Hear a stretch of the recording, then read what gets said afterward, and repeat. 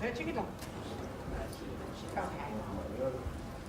Are you gonna upload these afterwards too, or I can do it as like a yes, we're gonna move that over there. Okay. I'll see which ones we should do. Oh. You know what I mean? Yeah. Oh no, we're actually heading. Yep. Broken. No. It's just the middle. It's been broken since I worked here. We haven't fixed it in a decade now. One has been blue.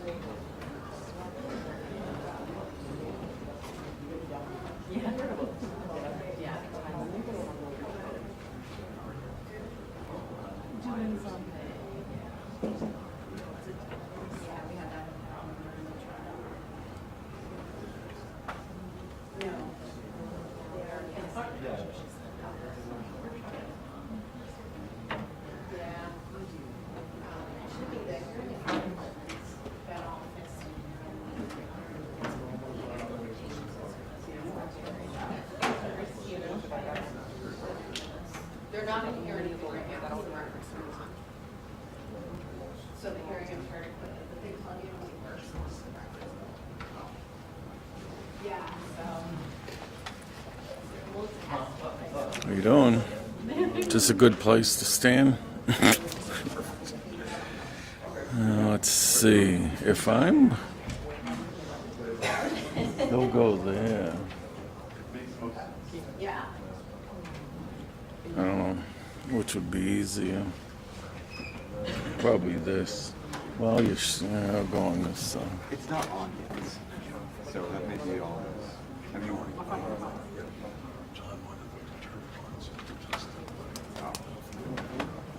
well, the other soon again when Defendant comes out. He wears them too, which let's see if I can But borrow they did them ask too. about the. They did ask about me. Like, that's not.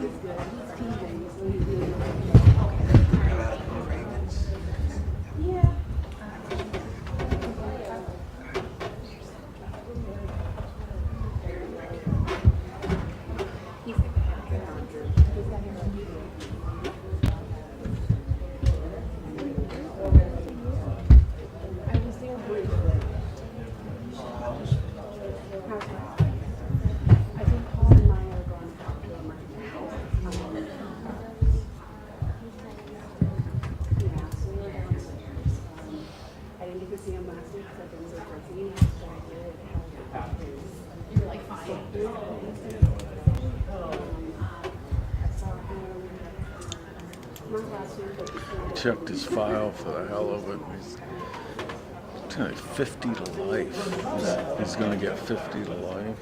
I checked the file for the hell of it. Well, that's what he's gonna. Are we gonna hear the results today?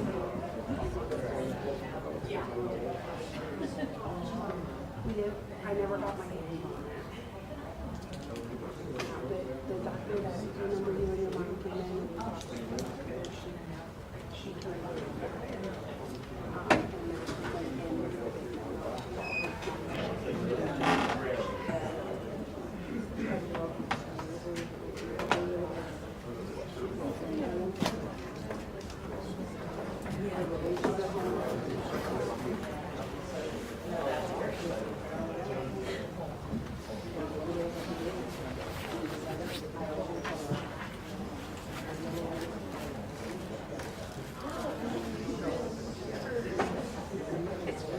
probably going to be longer than that because there's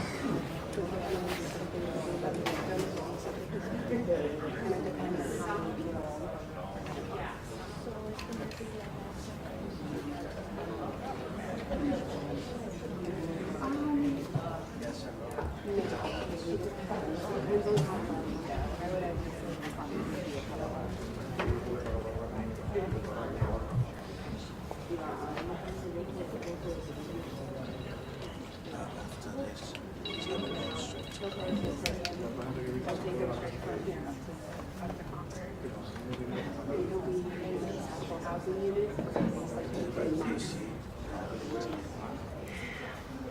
So 18 to 24. And then they'll get classified and then they'll stay.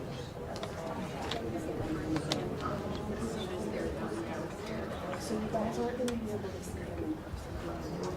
You guys are all going to be able to check. Right, as long as we get that special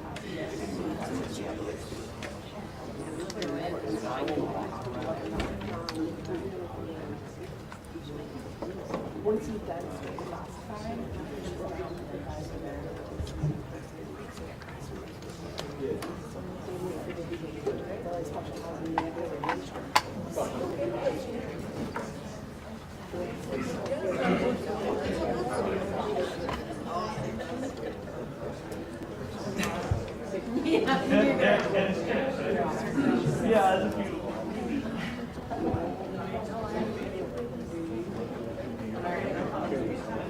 like, or like your tennis, like, how are you, honey?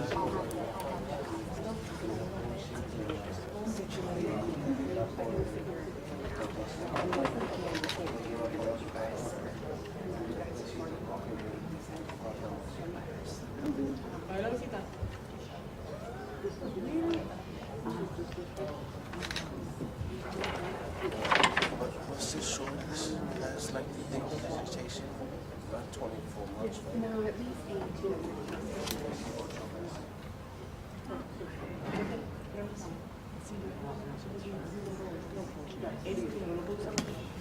So she deposits some money. Was she, or in the back, was she got it there? Sí, pero eso, pero, o sea, yo voy a ver de deposito de dinero, porque si va a ser mucho tiempo no va a tener dinero. No va para Por eso, pero de la misma manera, si yo deposito dinero, quizás se lo van a facilitar el año, no sabes. I mean, transfer the money from that. Can you transfer the money from there to there? I think they'll send you the money. Okay, as we go today. Sure, I'm so sorry. I wish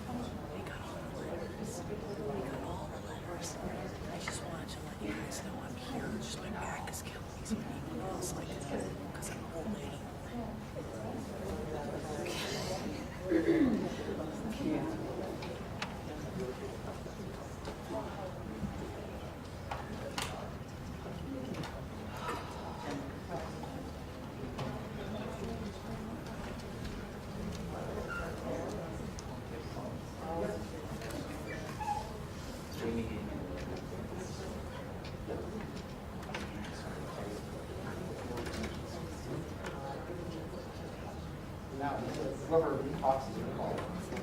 I'm not gonna. You're not gonna get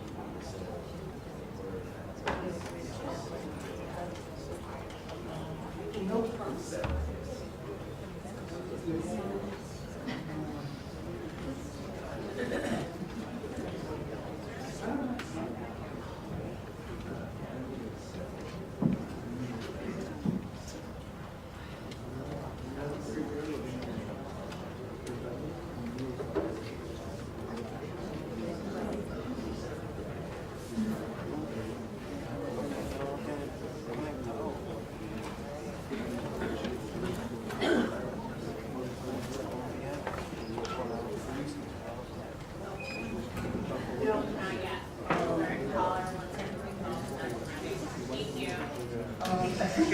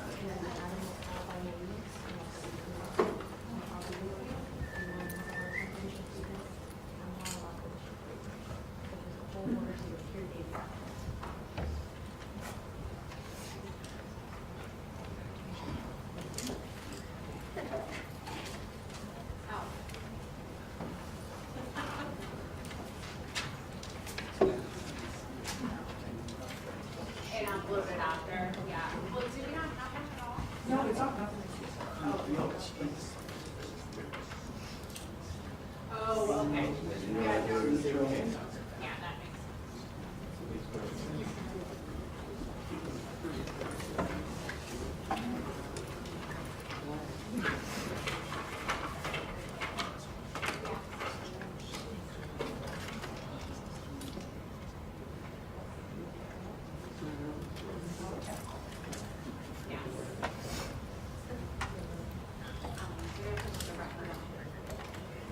Yeah, but that's the only way to get the equipment report, or equipment report.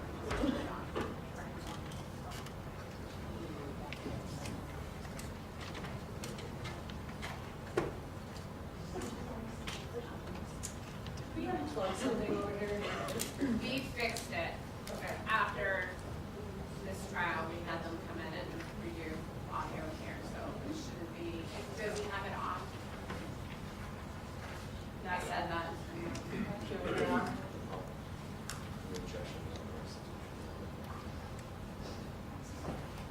Mr. Rivera, can you hear me?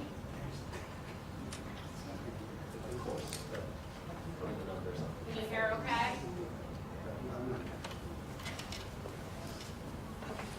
I think we had it almost all the way up last time. Can you hear me okay? He's getting feedback. Is that okay? This, I can get feedback. If you can give us him to hold.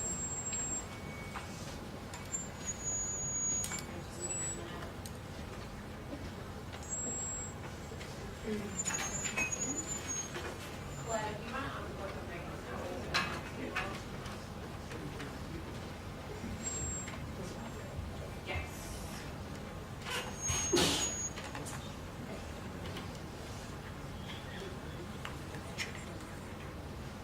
Actually, hold on a second. Yeah, just leave it like that.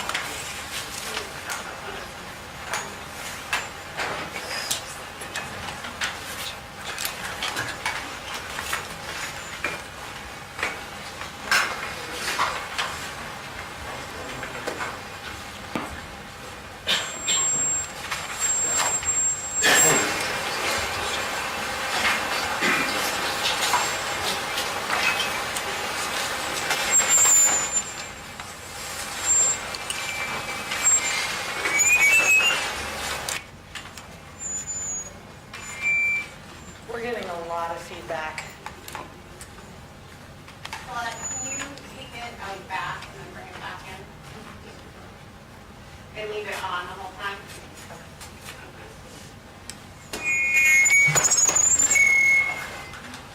You might have to sit back a little bit further as well. Gallery? Okay. Yeah, if you want to just walk back there with it being on, because I reset it.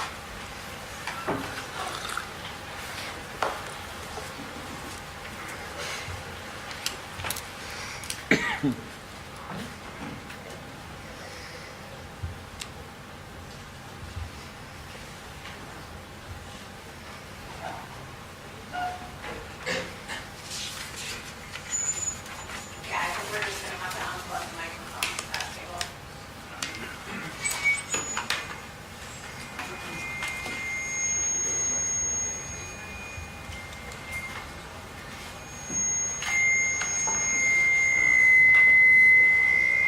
Should just be phone. Thank you.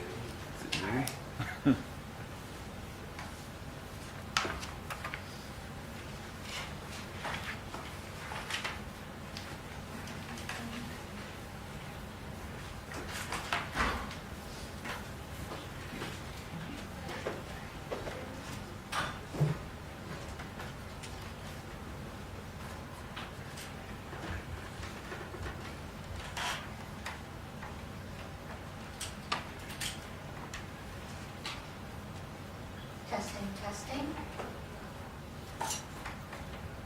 Testing, testing.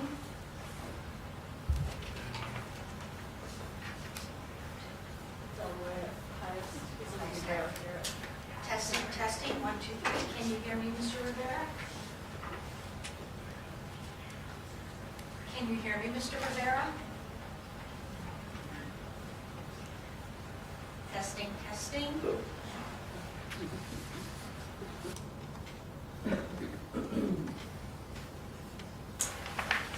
Can you hear me, Mr. Rivera? Testing, testing. I know that's hard.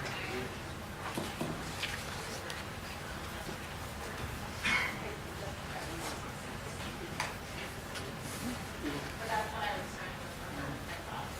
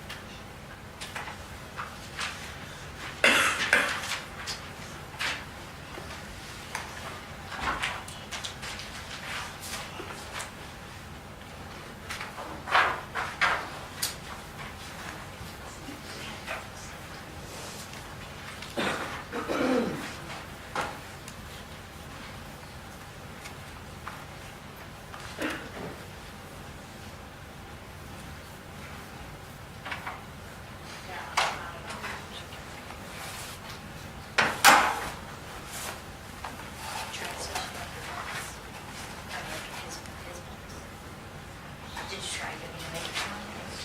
Just do that, go for that. All rise for the honorable court.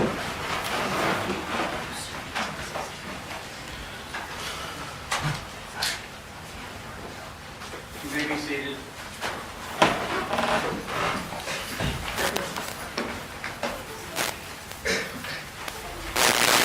I'm gonna test it again. I had her swap. Swap them up. Mr. Rivera, can you hear us? All the way? Yes, that's fine. Mr. Rivera, can you hear me? Yeah. Are you having any problems hearing me? Huh? Any problem hearing me? I can hear you. Okay. Is it as low as when the clerk was talking? I can hear very low. Okay, but you can hear me all right? Yes. Okay. Can we have one of the microphone over there tested? I just want to make sure that Victor can hear any of the victim impact Go right ahead. Victor, if I'm talking right now, can you hear me? Yeah. Any problems hearing me if I talk into this microphone? No. I think we're good. All right, thank you. Thank you, Ms. Norfolk. So Judge, we're on the record in State versus Victor Rivera. We are here this morning for a sentencing. Attorney Borchardt and Attorney Dominguez are here with their clients. Attorney Harrington and Attorney Woods are here for the state. All right, good morning. Before we begin, I want to let the parties know that I have reviewed the state sentencing memorandum and its proposed sentencing sheets, as well as the defendant's sentencing memorandum and its attachments, including the neuropsychological evaluation and numerous statements from Mr. Rivera's family. I've also reviewed the impact statements that were submitted this morning by the victims' families and a friend. In terms of how I want everyone to understand how we'll proceed this morning, the state will make its presentation for sentencing. The defendant will then make its presentation for sentencing. I will allow the state brief rebuttal if it chooses to do so. I'll then take a recess and I'll come back with my sentencing decision. With that, I turn to the state. Thank you, Judge. Judge, would you prefer that I read through the sentencing sheets for the record for you today? Or is summarizing adequate enough? I would say it'd be sufficient to summarize. Okay. So as is laid out in the state's sentencing memorandum, Your Honor, the state is asking for consecutive sentences of 50 years to life for each of the murders of Patricia Swett and Matthew Champagne.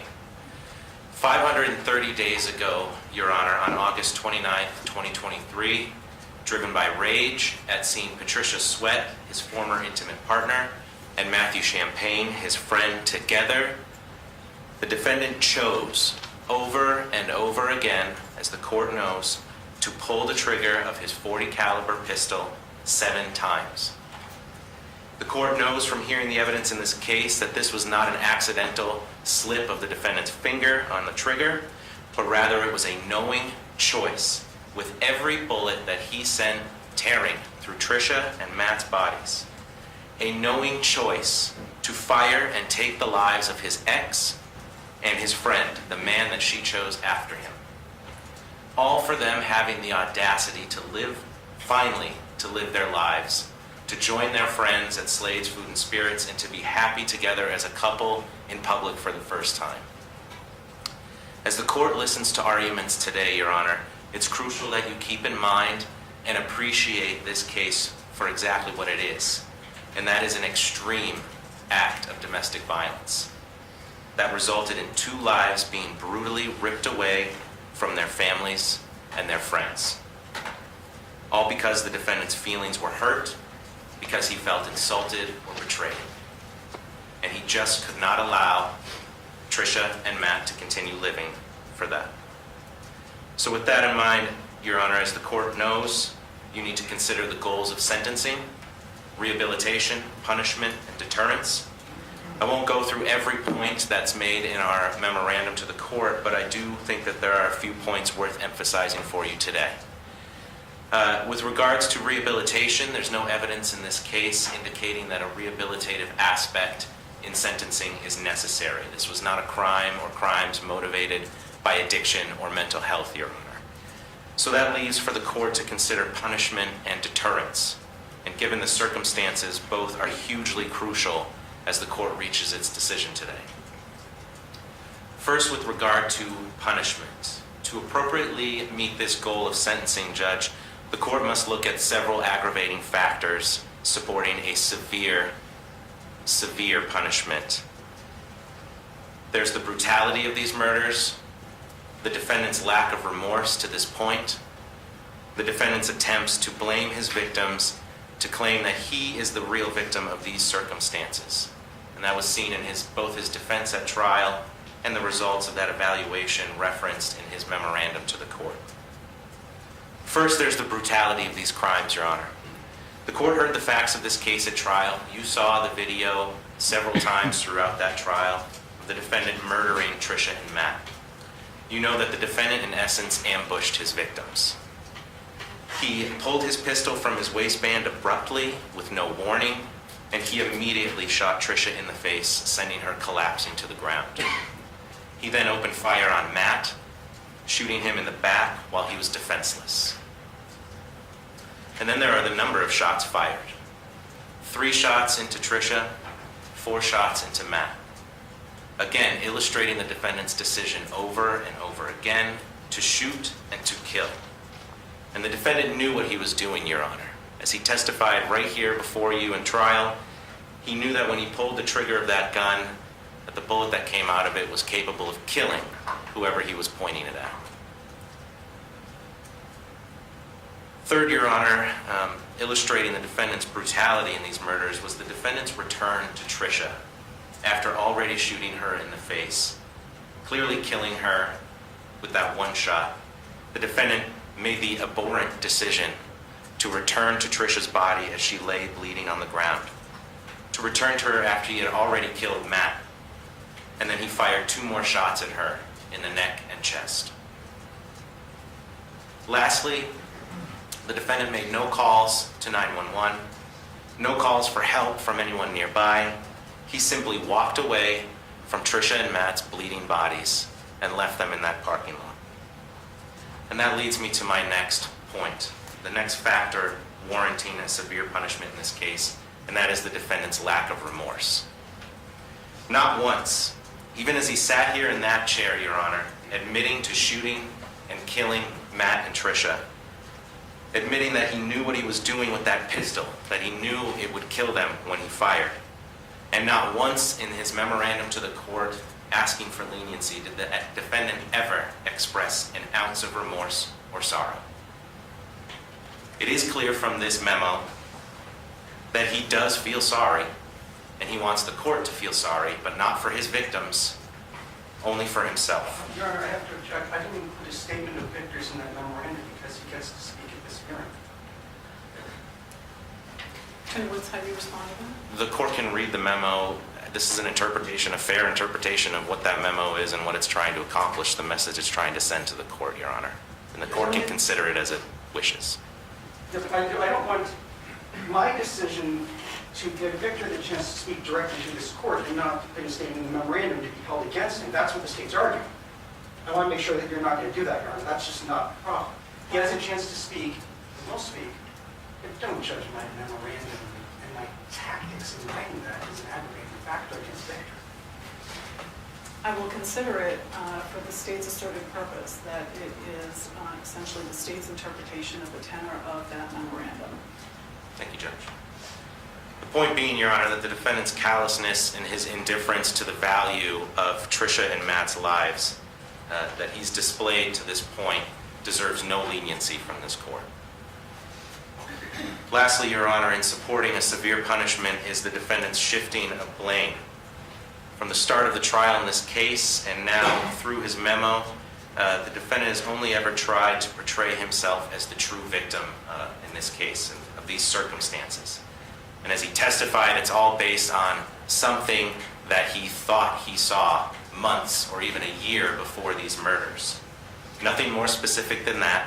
No evidence that this vague event even happened. And the jury certainly didn't believe that it happened. they correctly gave the defendant's story no weight in reaching their verdict. The defendant's sentencing memorandum and likely defense counsel here today will rely in large part on that neuropsychological report that the court referenced. But the court knows or should know that this report should carry little, if any, weight whatsoever in deciding sentencing in this case. There's absolutely no nexus to connect information in that report to the events on the night of these murders. The defendant's intellectual or memory deficits played absolutely no part in the defendant's choice that night to pull the trigger 7 times and to kill Tricia and Matt, and the defense has offered no testimony or other evidence to show that there is a connection. He was driven by his own rage, plain and simple. He knew what he was doing, plain and simple. The defendant's and defense counsel's reliance on that report and information in that report is inappropriate and again deserves no leniency. So together, the brutality of the defendant's crimes, his lack of remorse to this point for those crimes, and the shifting of blame and victimhood that he's displayed to this point, show the court that severe punishment is just and necessary, and that is the punishment that the state recommends in its sentence. Next, Your Honor, the court needs to consider deterrence in this matter. The importance of this goal is evidenced by the domestic violence circumstances of this case, Your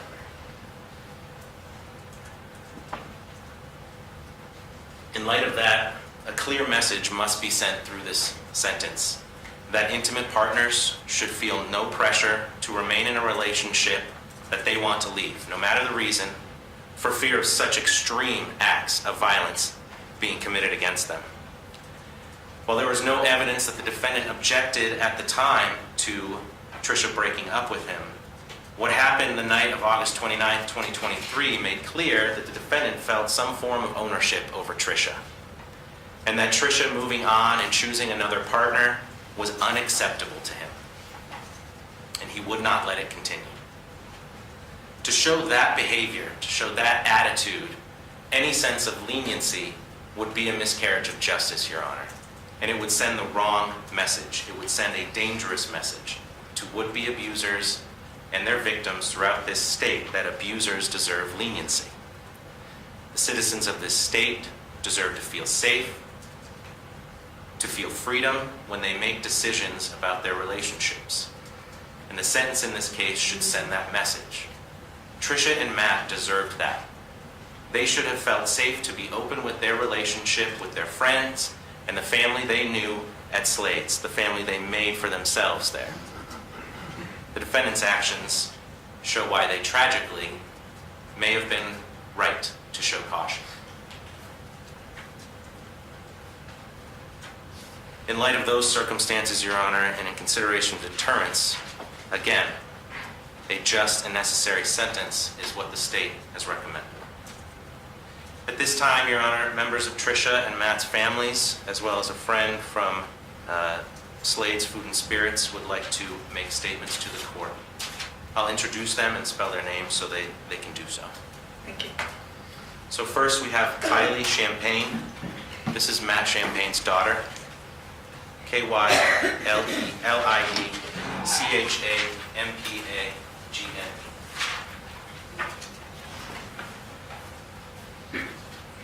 When you're ready. Matthew Champagne was my dad, but he was also my best friend. He was there for me on my lowest of my lows and my highest of my highs. My dad and I would talk for hours when we were together. I will never get that back and never get to hear my dad laugh. He was my protector. No matter where I was, he would be there in a heartbeat if I needed him.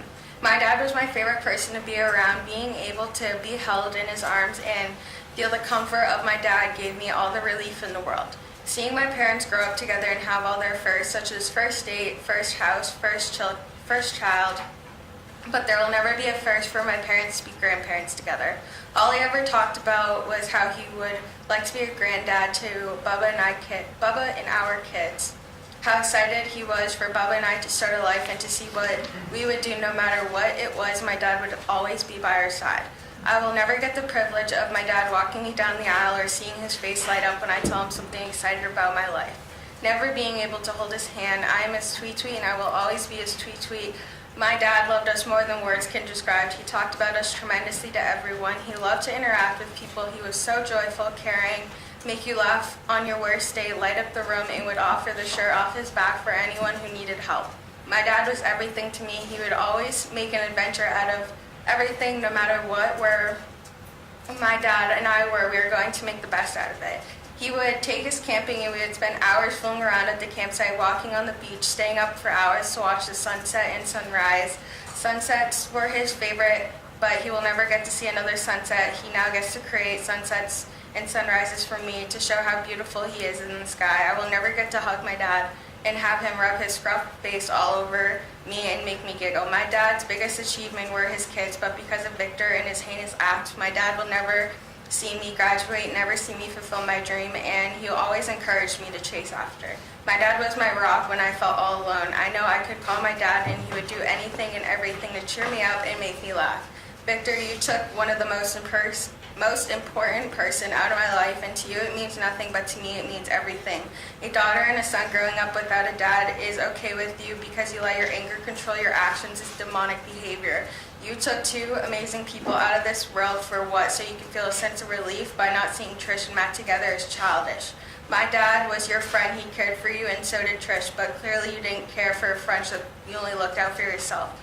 My dad was my pride and joy, and the one I can count on for a time in need, the one who would never leave my side. I love you, Dad. I will always be a tweet. See you in the sunrises and sunsets.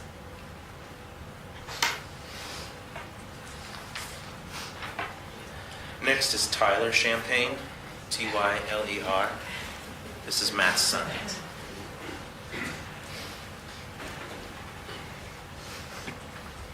Hello, my name is Tyler Champagne, but I go by Bubba.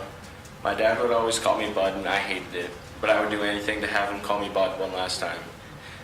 Victor, you saw how happy he was at that bar that night. You saw that he was having a great time sharing a drink with me, his nephew, and his son's friend, and you still decided to cowardly take my dad's life. You were a disgusting, selfish coward. You, Victor, saw and stared at my dad and I playing pool and enjoying each other's company. You saw how happy he was. You knew what you were going to do when you went back to your house to grab your gun. You knew you wanted to take a father and a mother away from their kids. You knew that it would leave a huge hole in many lives, and you still did it with no remorse at all. You not only took away my dad, you also took away my friend. You took away my dad, my future kid's grandpa. You won't be able to see me or my sister get married. Took the only other man in my immediate family away from me. My dad won't get to see me graduate, and you know how important his kids were to him and how proud he was of me and my sister. And you still took his life. What is wrong with you? There's so much that I wanted to do with my dad, but since your selfish and cowardly act, I can't do anything with him again. You took that away from me and my family. Our schedules would barely align, but we'd still make calls or text to each other often. Now all I got are our memories together, and that's it. If it were up to me, I would throw the key out and let you have no visitors, because if my dad and Patricia are unable to have visitors, then you shouldn't be allowed either. Thank you. Next, Your Honor, is Kathy Champagne. This is Matt's stepmom. Her statement's going to be read by Matt's stepbrother, Brenden Finley, Finley. Good morning. Just as he said, I'm reading in lieu of my mom. My mom and my stepfather are from Arizona. Obviously a little financially taxing, so they asked me to read in lieu of her. All right. Good morning, Your Honor. My name is Kathy Champagne, and I've had the honor of being Matthew Champagne's stepmother since 1995, when I married his father. On that day, Matthew stood proudly as my husband, Donald's best man at our wedding, a testament to their deep bond that he shared with his father. At that time, I was coming out of a difficult divorce and naturally was concerned about the blending of our two families. But Matthew, kind, welcoming, and full of heart, made it effortless. Instead of resenting the two boys suddenly sharing his father's time, he embraced them. He stepped up as a big brother to Andrew and Brenden, teaching them, like all big brothers do, both the good and mischievous in the world. Up until the day he was taken from us, he never stopped telling them how proud he was of them. And that kind of love and support is rare, and a bit more to me than he'll ever know. But I shouldn't have been surprised by Matthew's heart. I had already seen how he adored his sister Alison, Their bond was unbreakable, both fierce in arguments, but even fiercer in love. No matter what, they always had each other's backs. Matthew was the kind of person who put others first. He was always there when someone needed him. He gave the best hugs, genuine, comforting, and the kind that made the world feel a little bit safer. I think about those hugs every day now and what I wouldn't give to have just one more. We lived in a close-knit neighborhood growing up where everybody knew everyone and cared for each other. One of the neighbors recently told us that after her father passed away in the middle of the night, Matthew showed up and stayed throughout the entire process, making sure they weren't alone in their grief. That was who Matthew was, a steady presence, a source of strength. As a stepson, Matthew filled my life with enough memories for a lifetime. I can always think of his sly grin when he insisted that he deep cleaned our house while we were out of the goodness of his heart, when reality was to cover up a party, or the time he borrowed, this is in heavy quotes, my car for the weekend without a license, without a word. Those are the memories that make me smile because they remind me of the life in him. Those are the memories that make me smile because they remind me of the life of him, the energy and the spirit that made Matthew Matthew. But now all I have is memories, and that's because Victor Rivera, in cold-blooded decision to kill my stepson. 2 weeks after Matthew's murder, my husband, his father, was rushed to the ICU with Takotsubo syndrome. It's another word for broken heart syndrome. The doctors told me his heart was physically fine, but it was broken. The stress and unbearable grief had nearly killed him as well. Victor Rivera didn't just take Matthew from us, he almost took my husband. Alison, Matthew's sister, couldn't even be by his side because her own mother was in the ICU and she was drowning in her own grief. While trying to cope with her brother's murder, she was also losing her mother. When she needed her brother most, her rock, her protector, he was gone, stolen from her. Matthew never even got the chance to say goodbye to his own mother before she passed, all because Victor Rivera made the choice to end his life. I'm a God-fearing woman. I believe in salvation, but I also believe in justice. We all sit here and listen to Victor's feeble, senseless excuse for taking Matthew's life with no remorse, no apology, nothing. He shot Matthew in the back 4 times, never gave him a shot to fight for his life. Your Honor, I pray that one day Victor finds the Lord I believe in, but that is between him and God. Here in this courtroom, my faith is in the justice system. No family should ever have to endure the level of devastation, agony, or anything to that matter because of one person's callous disregard for human life. The very thought of Victor Rivera walking free one day chills me to my core. It keeps me up at night. It is unthinkable that he could ever have the opportunity to do this to another family. And for these reasons, I ask you, Your Honor, to impose the maximum sentence allowed by law. Matthew Champagne deserves justice, his family deserves peace, and the society deserves to be protected from Victor Rivera. Thank you. Those are the notes from my God-fearing mother. That's not me. I would be remiss if I didn't take this opportunity to speak for me for a second. Briefly, Matt was my older brother. For a sect of time, Matt taught me a lot more about how to live life and have fun than he'll ever know. 6 months before he died, he called me to just tell me how proud of me he was, which I'll always love for the rest of my life.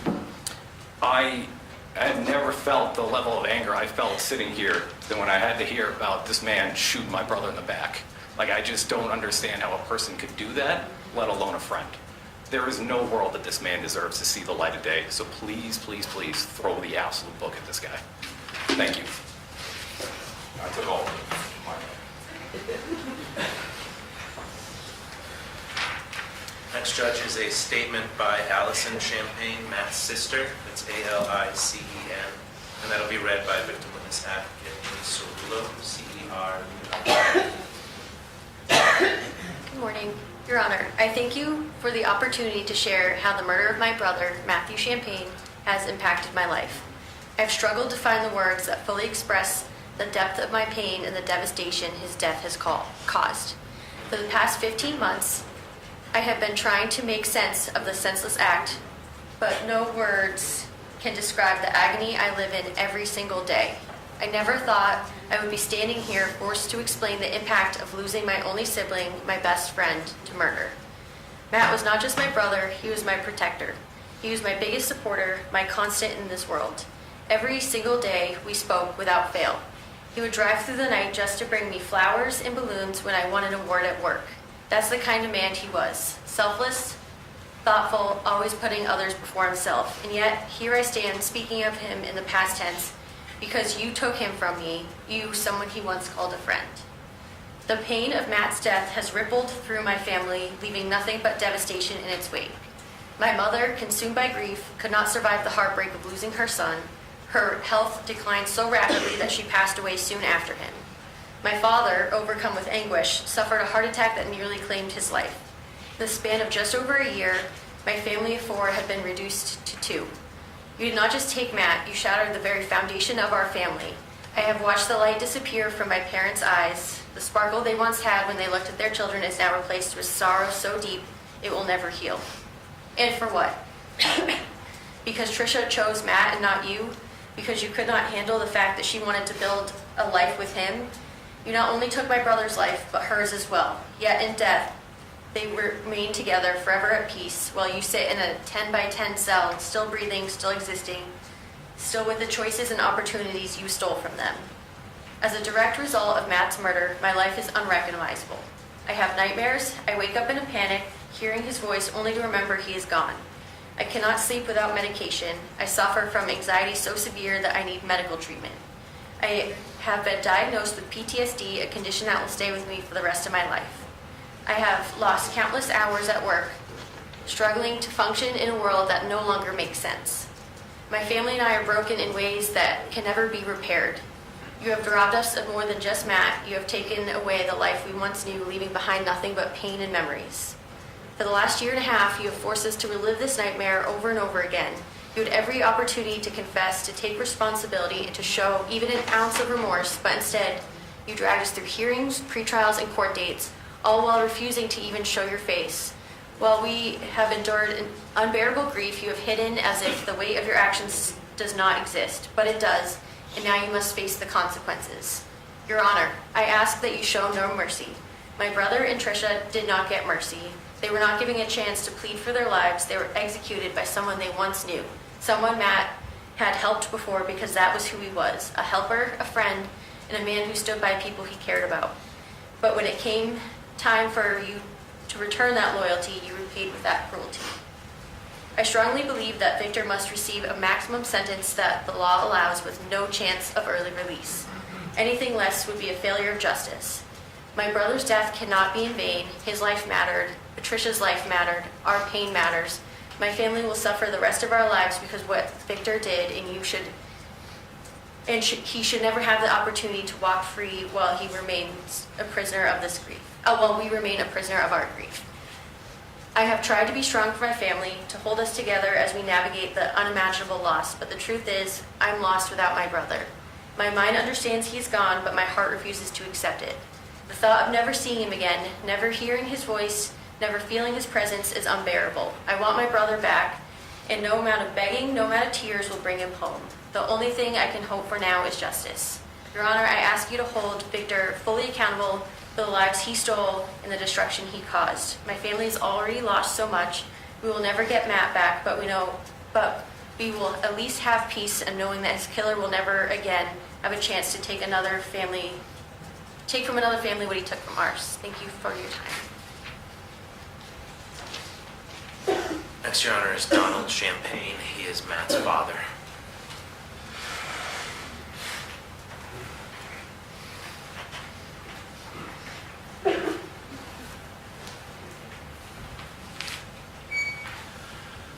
Morning, Your Honor. My name is Don Champagne. I'm Matt's dad.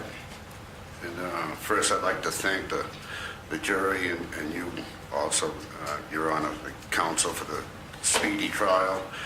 I want to thank the Nashua Police Department.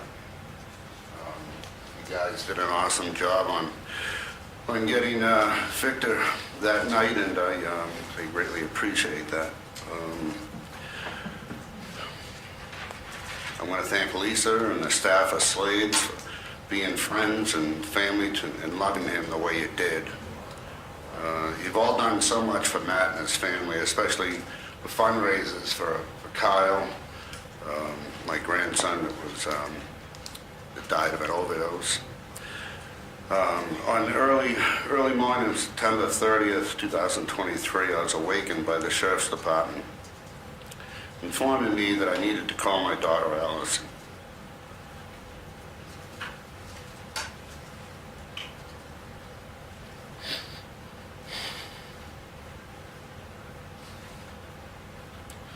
From that moment on, our lives will never be the same. Alison informed me that Matt had been shot and killed with his girlfriend, Patricia. I can't express in words the pain and the anguish that I had since that day. Struggle with all kinds of emotions. Some days the grief is overwhelming. The first thought that morning was, who could have killed my son that everyone loved so much?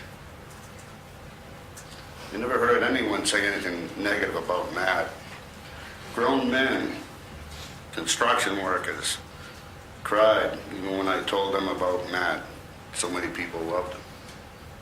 Even today, when I stand here and look at the person he called his friend, the man Matt hugged in the bar minutes before he was shot and killed with Patricia. I don't understand. As I sat through the trial, I looked at Victor to see if he'd glance over at me. Any remorse or sorrow in his eyes? Not once did he glance over at our family or Patricia's. I watched him look at his ex-girlfriend's picture with the damage he caused, just sipping on a glass of water. Matt and Patricia disrespected him. Disrespect us? It was pure disrespect to her and her family and all of us. Couldn't believe what I was seeing, and know that I was seeing and saw a man with no soul, no heart, no compassion, not a man. I believe that that person was sitting 20 feet away from me was pure evil. I currently, and for the past 32 years, have worked with inmates in recovery in various prisons. I've attended meetings at the Hampshire state prison system, Mass state prison system. I'm currently bringing meetings into a federal prison in Tucson, Arizona. I've seen and heard plenty of stories from inmates from the inside. I'm currently here today because of three inmates that talked to me last week. I wasn't going to come. I was going to do the WebEx, but three guys said to me that I need to be there for Matt's voice, for my son. And I decided to fly out, and I thanked them, Billy, Jared, and Boone. It's extremely hard for me to say this to you, Victor, but I hope that you find your soul in recovery in whatever institution you're going to. The love that a father has for his son is a special relationship that can never be replaced. Matt and I didn't always see eye to eye, probably because we're so much alike. But I missed the Sunday morning, happy Sunday text to him, and still go back to pick up my phone to call him and text him and tell him a funny story that someone we worked with. We spent so many years on a job site together. Matthew was my firstborn. Loved him with all my heart, Victor. You took him away from all of us without any regard to Matt's life or Patricia's. A lot of damage was caused to our families. At this time, Your Honor, I just plead with the court that Victor never again is able to walk the streets of Freeman. I ask that you give him life, no parole on all accounts. I don't want my children or my grandchildren or anyone else's family ever to have to worry about him ever being on the streets again. We should not have to think ever that he is free to impose his lack of disregard for human life and society. Matthew and Patricia paid that price. Thank you. Next is Kailey Hoey, Your Honor. Kailey Hoey. This is Trisha's niece.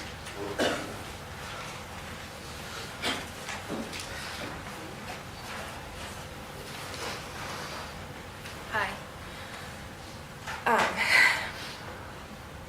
No words can truly capture the pain and loss my family has endured since Trisha was taken from us. She was not just my aunt, she was the heart of our family. She was a sister and friend, a devoted mother to her 2 children, and the most loving and beloved person I have ever known. She had the rarest kind of soul, completely down to earth, full of warmth, and never judgmental. No matter who you were or what you had been through, she welcomed you with open arms. Her kindness, laughter, and unwavering support brought light into our lives, and now that light has been stolen from us. There are too many people who loved her, too many people she was ripped away from, and there is no way to explain the hole that she has left behind. She was a daughter, a mother, a sister, a best friend, and a source of strength and comfort to so many. There are no words to explain to my mother or her siblings why their sister is gone. No way to explain to her friends why they will never hear her laugh again. No way to explain to our family why someone so full of life was stolen from us so quickly. Or to her 2 children why they are now forced to face a world without their mother far too soon. And no way to explain to her father why he had to bury his baby girl. They should have had years left with her. Holidays, celebrations, and everyday moments filled with love. Instead, they now carry the unbearable weight of her absence. No one should have to lose anyone under such violent and senseless circumstances. Our family will never be the same. The grief is relentless, and the hole left by her loss will never be filled. Every day, we are reminded of what was taken from us. The phone calls that will never come, the hugs we will never feel again, and the love that was ripped away. The man who did this didn't just end 2 lives, he shattered entire families. He took 2 genuinely good people out of this world, and he made a choice to commit this senseless act, and now he should face the full weight of that decision. He does not deserve freedom when he has taken so much from us. He does not deserve to move on with his life when we are forced to carry this grief forever. While we will never get Trisha or Matt back, we ask the court to hold him fully accountable for the devastation he has caused. He should never have the opportunity to destroy another family the way he destroyed ours.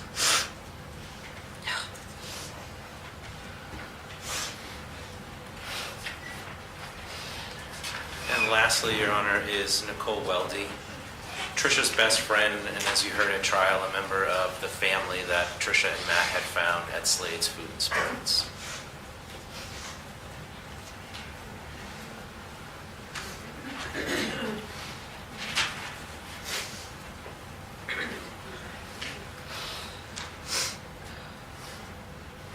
I'm standing here today for Trisha and Matt and all our friends and their families, and for myself to get some closure. That night you took so much from me and so many people. I just can't understand why. For months I had nightmares and didn't sleep, replaying that night over and over in my head, trying to figure out what I missed. I blame myself for not seeing how hurt you clearly were and for not noticing it. They came to visit me that night and I wish I hadn't asked them to come down. Could I have saved them? It drives me crazy. But I know it would have happened another night if not that night. Clearly you had it in your head that this was the answer. We were all friends and they both loved you. How could you just make a choice that their lives didn't matter and take them from all that loved them?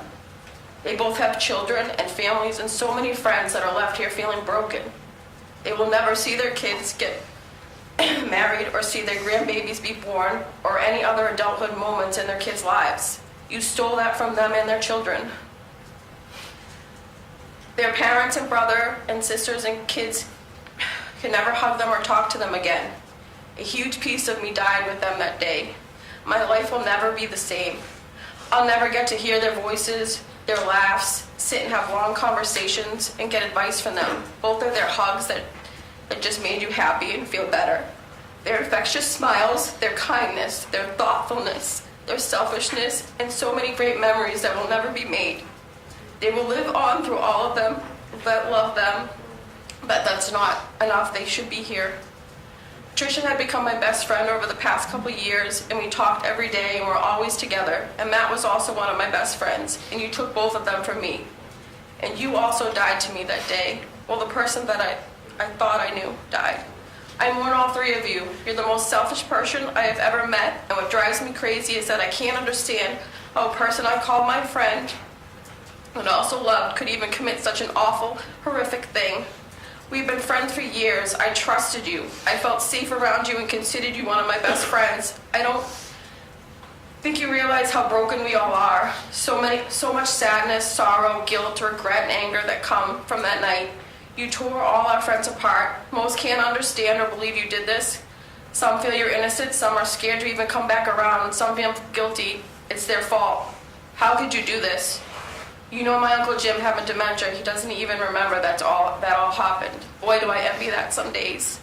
He looks forward to seeing you and playing pool with you every day. He says it all the time. You were so good with him, and it was so awesome how you bonded with him. But it's also horrible that he was not even a thought, and he needs you, and you left him. The same with your mother. She depended on you daily, and you didn't even consider her or anyone else. How could I have called this person a friend? You're not the person I was friends with, and I don't know you. I wish for answers, but I know I'll probably never get them. But does it even really matter? They're not here, and I will never forgive you and have so much hatred towards you. Watching and listening to you on that stand testify was horrible. You had no remorse and no emotions. I just don't understand. You were so cold, and you sounded like a monster. I have to leave several times from anger and sadness. Everything that came out of your mouth was hard to hear. I watched you as they read the verdict, and you had no reaction. I think there are things that happened in your life at an early age that we all know nothing about, because the person I saw in that video and the person that was in the courtroom is someone who knew what they were doing and didn't care or even have no remorse for people that they once loved. You're a sick, sad, horrible person, and I hope that night haunts you more than it haunts me and all their loved ones. You deserve to feel the pain and loneliness for the rest of your life.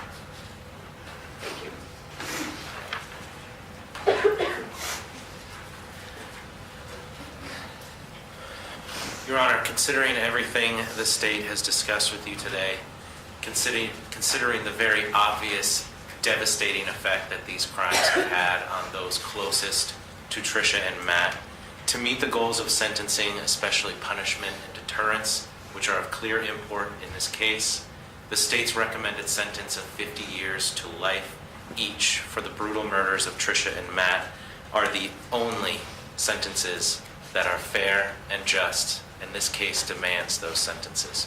We ask that you impose them as requested. Thank you, Attorney Woods.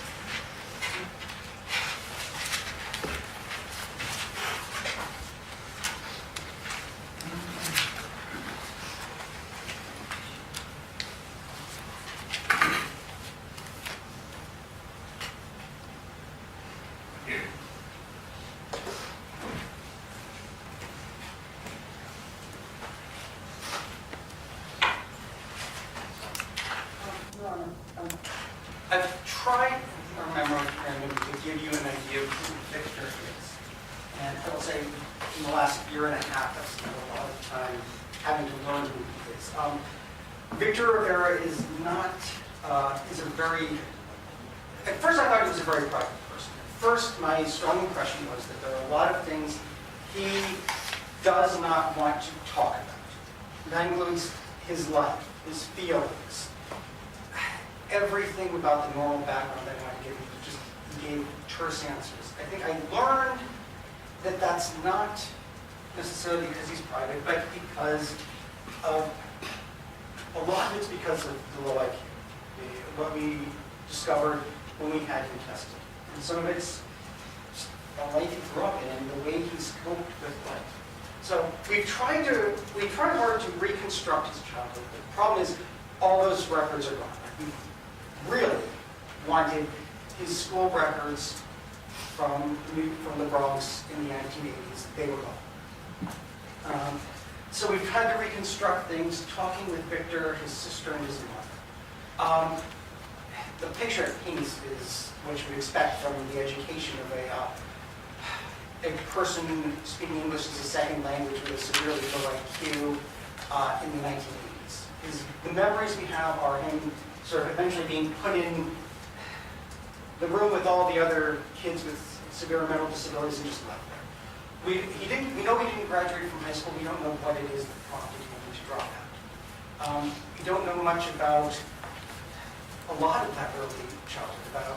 I do know that I mentioned Victor spoke Spanish at home. That was his native language. In school, he was taught to read and write English. He was actually never taught to read and write Spanish. So even today, when we write to him, it's actually better for us to write in English because he's never learned the skill to read and write in his native language. So after that, and I think you've seen some of the descriptions of what he was like after he dropped out of high school in the Bronx. He admits to drug use that was kept from his family. I think you may notice a pattern in our interviews where his mother and sister or other primary sources of information sort of either didn't know about that or hid it, but Victor was quite open about it. I think that's one example. He was using drugs down in the Bronx. So then he moves up, and this is a gender where his entire extended family at various times around the early 90s to the 2000s moves up here. He moves up as part of that phase 2 years after his mother and father. And then I think I described to you what happened. He was working as a machinist. He had a devastating injury, crushed his leg. He's in rehab for 2 years at Brenden Finley. And he's using painkillers. That's the time when he gets arrested for the conduct after an accident and the first offense of DUI, the worst things I described. That's also when he's given prescription pain medications. And I've had a lot of clients whose origin story in the criminal justice system starts exactly like that. Someone marginal, gets exposed to painkillers, has pain, has no obvious job. In fact, at that point, he can't work as a machinist anymore because his leg was crushed. Denied workers' comp. That's the sort of thing that usually starts someone on a path. There's multiple arrests for drug possession, thefts. You know the routine. You've seen many people like that. That didn't happen to Victor. Like, it could easily happen, it didn't. And I've asked him quite a few times, why? And this is a remarkable thing. It suggests something good about him. As usual, Victor is a very concrete person. It's hard for him to reflect. His answer each time I asked was, I didn't feel it. That's it. Then after that, I think the pattern of his life you saw before he was arrested started around 2010. He's gotten through it. He hasn't gotten addicted to painkillers. He finds that job at Stony. And around that time is when he starts going to slaves. And that starts that pattern of 15 years of get to work, go to this bar, and fish. That's his life. And Victor gets into grooves. He finds settings where he knows what is expected, he knows what to do. And I think that's another area where the IQ testing shows this, shows why he's doing this. Like anyone with an IQ that low has a lot of coping mechanisms. I think Victor can read and write, he's not good at it, and he did a lot of hiding that. You see, there are a lot of ways that someone with that low IQ copes. And one of the ways is get into sort of clear patterns every day where you don't need to stretch, you don't need to have anything shocking. And that's what happened to Victor. He found a place where the work expectations were easy. Getting to and from, he found a way. He lived with his parents, so he didn't have to care for the house. There were only certain things that he was responsible for. And that would have continued for gosh knows how long, his entire life, had this not happened. After I first got this case, I told Victor's family, come in, meet in my office. You don't know what you're in for with a case like this. Let me talk about it. About a week after his arrest, we filled up our entire dynamic. All local friends, family, all of them went shocked. None of them could believe what happened. All of them asked me, what do I talk about? What do I do to support this man? Ever since then, I think I mentioned this in the memo, but his mother and his sister had gone up to see Victor like clockwork every Wednesday afternoon. I'm grateful for that. He needed a connection. He needed to know that this didn't sever all his connections with his family. And I was making when I went up to see him on Friday, the jail receptionist even mentioned, like, I can't believe that we're not going to see Ada and Elizabeth Rivera again. Everyone at the jail has mentioned this, so grateful they are, Listen, even after getting arrested for 2 murders, inspires great loyalty. Now, I think that there is I believe this firm fundamentally misunderstands Victor's motivations, both in trial and in his testimony. Victor has always, from the first time that the two of us actually talked about what happened to him, has always expected that this will end up, that the eventual outcome will be him dying in prison.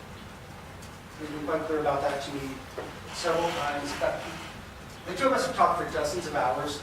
The only 2 times that Victor has raised his voice at me were when he thought that I was being unrealistically optimistic about the chances of some outcome that does not mean he dies in prison. I think both times he said, "Well, I shot 2 people. I'm going away. That's it. Don't pretend otherwise." So that's his attitude. His decision for that early trial was made with the expectation that he would be found guilty and he would be sentenced to prison and he would die in prison. He chose to testify because that was his only chance to explain why he did what he did. And that was not because he expected to be found not guilty. Before trial, he said to me, "Paul, I'm going to tell that jury I shot and killed 2 people. What do you think is going to happen except they're going to find me guilty?" After trial, he told me, "Paul, I told that jury I shot and killed 2 people. Of course they found me guilty." Victor Rivera has not read State v. Hall, certainly doesn't understand it. We were making a subtle and not at all obvious mental state argument. He didn't understand it. We crafted a defense around his explanation of what happened. But he didn't believe that that was going to get him found not guilty. When I say he's very straightforward, and some of this comes back to that. But his attitude was, "I shot and killed 2 people. I'm telling that jury I shot and killed 2 people. I am going to be found guilty." He didn't buy that mental state argument. He personally did not buy that mental state argument. So, and this idea that he was trying to, well, I think the state's been saying he's trying to cast himself as the victim. That's not his intention at all. It was just his chance to explain why and how he did what he did. Now, I didn't expect to go through much of the state's argument, but there are a few things I think I have to respond to. Firstly, I've read enough sentencing memorandums by the Attorney General's office to know that they never concede a mitigating factor. This is a case where intellectual disability, low IQ, is one of the very few things that the United States Supreme Court has recognized as a mitigator of constitutional significance. And you want the holdings, that's in Atkins versus Virginia, 536 U.S. 304, and following. Those are all the cases where the United States Supreme Court has said that someone with an IQ even below 70 cannot be executed. Victor's IQ is 56. That's a mitigator. It's a constitutionally significant mitigator. But also the aggravating factors they mentioned. That Victor did not call 911. I am not aware of any murder where the defendant called 911 after committing murder. I'm not aware of any manslaughter where that happened. I think one of the hallmarks of the murder is that the person does not turn themselves in right after. I am aware of only one case that I can think of where there was a non-motor vehicle homicide where a defendant called 911 after, in that case it was one step.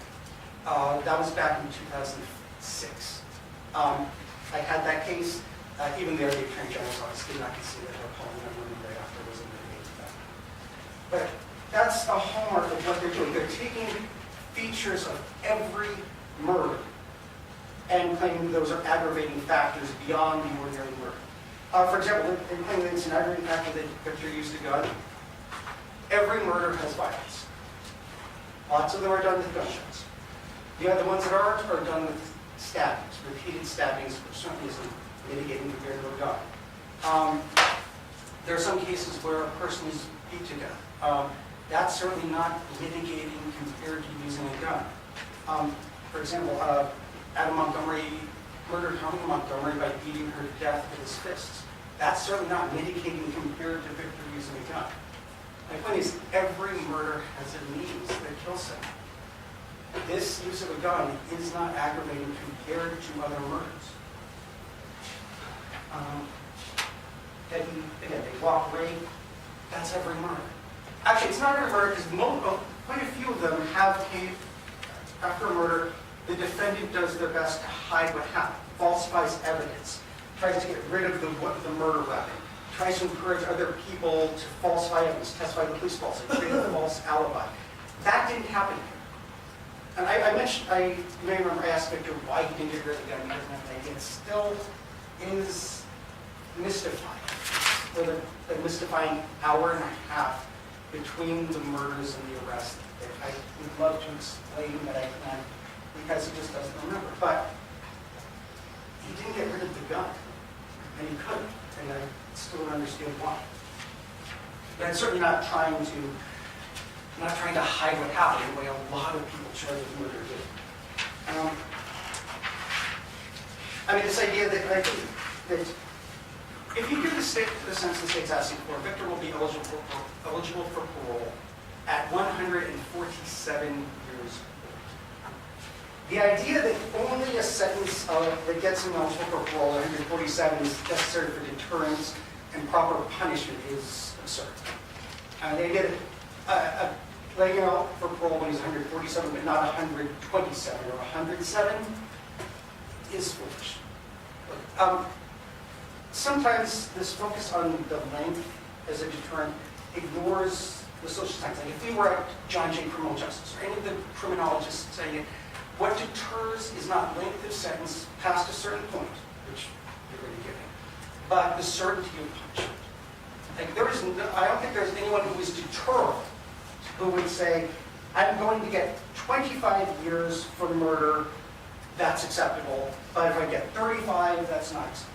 People who are deterred, who can reason and consider the punishment, are not going to commit murder unless they think they aren't going to get caught. That's why I say the certainty of punishment is what deters. And this is where the Nashua police accomplished the goal. It is amazing. They get the call for 911 within an hour and a half. The Nashua police have arrested Victor, found the murder weapon on him, and have a videotape of the murder happening. At that point, it's seen. But if you want the deterrent effect, that is the deterrent effect. That everyone in Nashua who knows anything about this case will know that the Nashua police had the person arrested and had the proof of what they did within an hour and a half. And I think Matthew's father mentioned the work the Nashua police did. This is odd for the defense counsel to praise it, but they did a darn good job. But that's what deters. Anyone who says is knowing if I commit a murder, I will be caught and I will be found guilty. Now, the comparables that they mentioned, I was really surprised when I saw the cases that they chose to use. For basic math, there are about 20 non-motor vehicle homicides per year in Hampshire. This century, that gives a database of about 500. All those are prosecuted by the Attorney General's office. All of those are in the Attorney General's office's database that they could have chosen. So they chose 4 cases as the better than 1% most similar. I know a few about some. Timothy Verrill. Timothy Verrill was a loyal member of this drug dealing enterprise of national significance by King Small. He broke into a house in a home invasion, and he stabbed 2 people repeatedly. After I got the memo, I called one of Verrill's defense lawyers to make sure that I was getting the facts right, and she said, Paul, there were so many stabbings. So you have Verrill's a young drug dealer, part of a national in scope drug enterprise. And I believe that the state's theory was that those murders were done to silence witnesses against the drug enterprise. Obviously, a much worse criminal history, worse premeditation, a home invasion, and methods of death would cause a lot more suffering. I really cannot believe that we are at the point where that Steven Spader was saying this. I don't know if it's that there's a new generation of the Attorney General who doesn't remember the horror of Mount Vernon, but I have Judge Abramson's sentencing orders sentencing Steven Spader to life.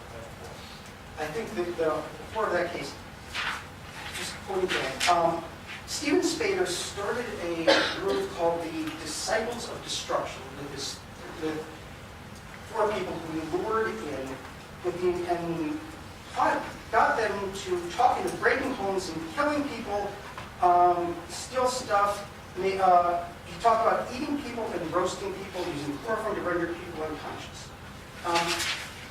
He was the instigation behind a home invasion. And I think actually this case was what started the term home invasion, because back then we called them burglaries and it wasn't adequate. He stabbed the victim, the adult victim, to death over and over and over. And he also, the 12-year-old, he and Christopher Holt stabbed that girl to death. The hospital workers at the hospital said that this was the worst assault on a child that they had ever seen. The assault right from Judge Abramson's. Afterwards, they had Spader created an alibi, which is uncovered. But also there was testimony that he made fun of Chris Gribble for not being able to kill a 12-year-old. I think there are a lot of things in here. Judge Abramson says this is a shocking like this is completely different. A different method, different plot. There's no plotting here. Spader plotted horrifically and is clearly glad to have done it and appreciate the thrill of the murder, which is not. So the cases that they chose just do not compare to what happened here, and it's a complete misunderstanding of the facts here. I am aware of two defendants who were given 50 to life on account of murder. The first is Christopher Beltran. It was a 2004 double murder in Manchester. There's a Supreme Court opinion about that if you wanted to look at the facts, Your Honor. It's 153 NH 643. But Christopher Beltran was a drug dealer, like a significant drug dealer, the sort who could bring in kilograms of cocaine and heroin. He was trying to establish a business dealing drugs in Manchester. He killed two people as part of his efforts to establish a business in Manchester. And the opinion also goes into detail about it. They admitted evidence that he routinely tasered his girlfriend, including tasering her in the shower. Every case I mentioned here includes an element of horrible prior criminal behavior and viciousness. Cases that shock the conscience. That isn't Victor. The other case I'm aware of where a defendant got 50 to life for a count of second-degree murder is Daniel Dauphin. That happened in this court 6 months ago. I think you were here for that. I don't need to go into between the facts of that. But that was a case with a year where Dauphin and a co-defendant tortured, starved, and eventually murdered a 5-year-old. And then they did some horrific things afterwards. These just don't come in. And I'm going into some detail because after Dauphin's sentence, there were certain members of the defense bar who were worried. Not because Dauphin didn't deserve that sentence, but because we were scared that the Attorney General's office was going to try to turn that into the new normal. Take the worst case and say, and turn it and make 50 to life a normal sentence for every second-degree murder. Create a world where every 20-year-old arrested for murder can expect to die in prison. That's what they're trying to do here. I'm not trying to minimize the murder, but I am saying this is not the worst of the worst. There are many murders with worse cases, with worse defendants. This cannot be picked out as the worst of the worst. And also, you shouldn't use this to set a pattern. You shouldn't allow the AGs to use this in the next murder to say 50 to life is an absolutely normal sentence, 45 to life is a lenient sentence. That's what they're trying to do. They're trying to set a pattern and increase the sentence, the stated sentence for murder. I have avoided recommending a particular sentence. The problem is it's required Victor and I to have some honest conversations about how long he's going. And the answer is he has asthma. You heard about what happened to his leg. He's an alcoholic. He's been consuming 5 to 10 drinks a night, 5 to 7 nights a week for the past 15 to 20 years. I can't imagine the damage to his liver. And he's here. My grandmother lived to 95. She spent the last 10 years of her life in nursing home. Fortunately, she said that she was always grateful for the hearing state. I guess her vision went and her mobility went. She could still hear any conversation. She said that was the reason she lasted as long as she did. She saw many people who lost their hearing. It became too hard for them to engage in conversations. So eventually they gave up, and after that they drifted away. And they died soon after. That is what is probably going to happen. All that leads to, I think it is unrealistic to expect that Victor will live 20 years. But you're not going to be represented. I would say you have to make a decision. Do I want Victor to die in prison, or do I want him to have the chance to get out at the very end? Would a number like that be allowed to get out for areas like this? I'm not sure. A 30-year sentence, 30 to life, he probably dies well before parole, but it's a possibility. As I said, he expects to die in prison. He expects to end his legal sentence and he's going to die in prison. If you choose not to, at 30 to life, with 65120, he could possibly get out at age 67. I don't expect him to live much longer after that. But if you choose to give him the chance to get out at the very end of his life, that would be a sense.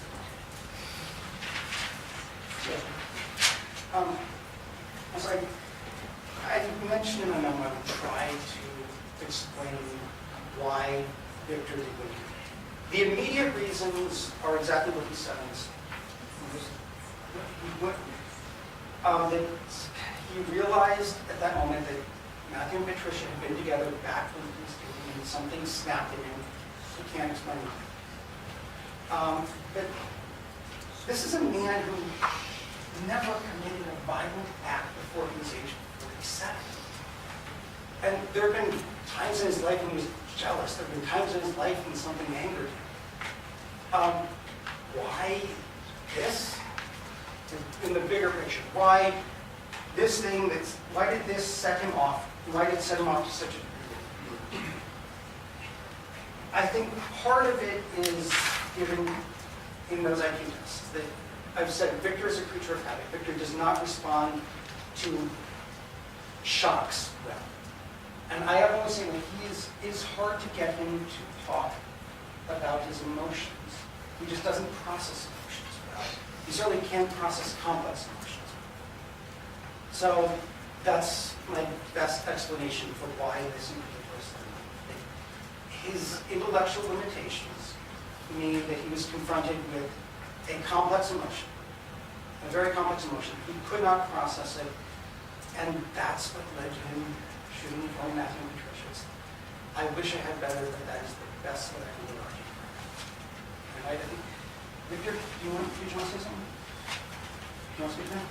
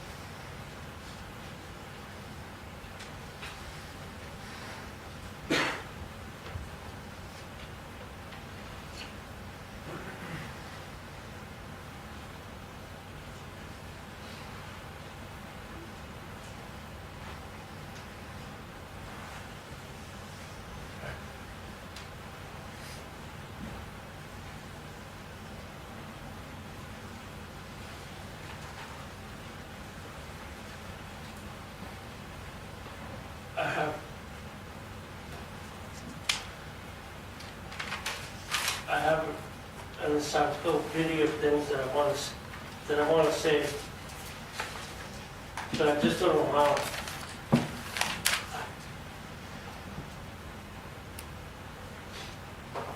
I know my words will never be enough,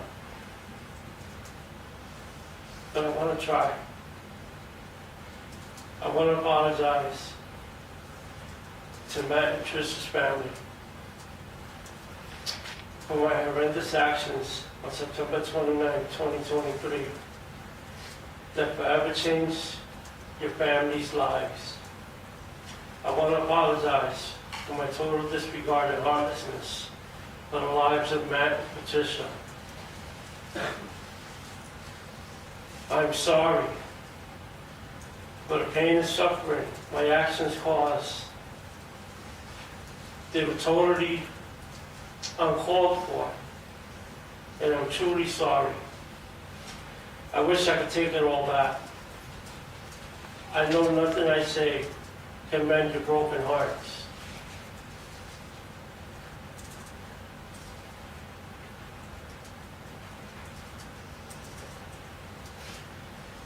To Trisha's kids, Sean and Tyler, I'm truly sorry I stole your mom from your lives.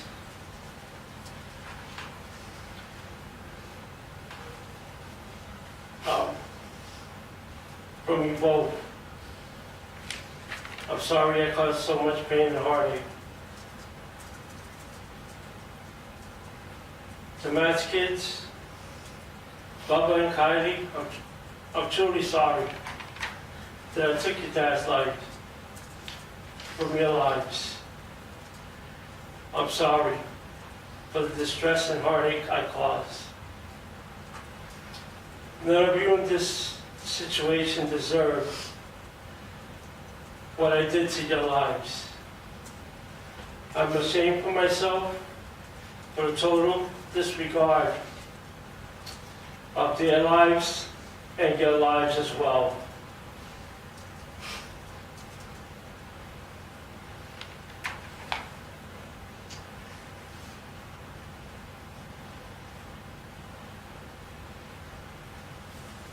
To my family and friends, I'm sorry for my actions that night. I'm truly sorry that I've disappointed you all. I know this is not enough, and I'm truly sorry.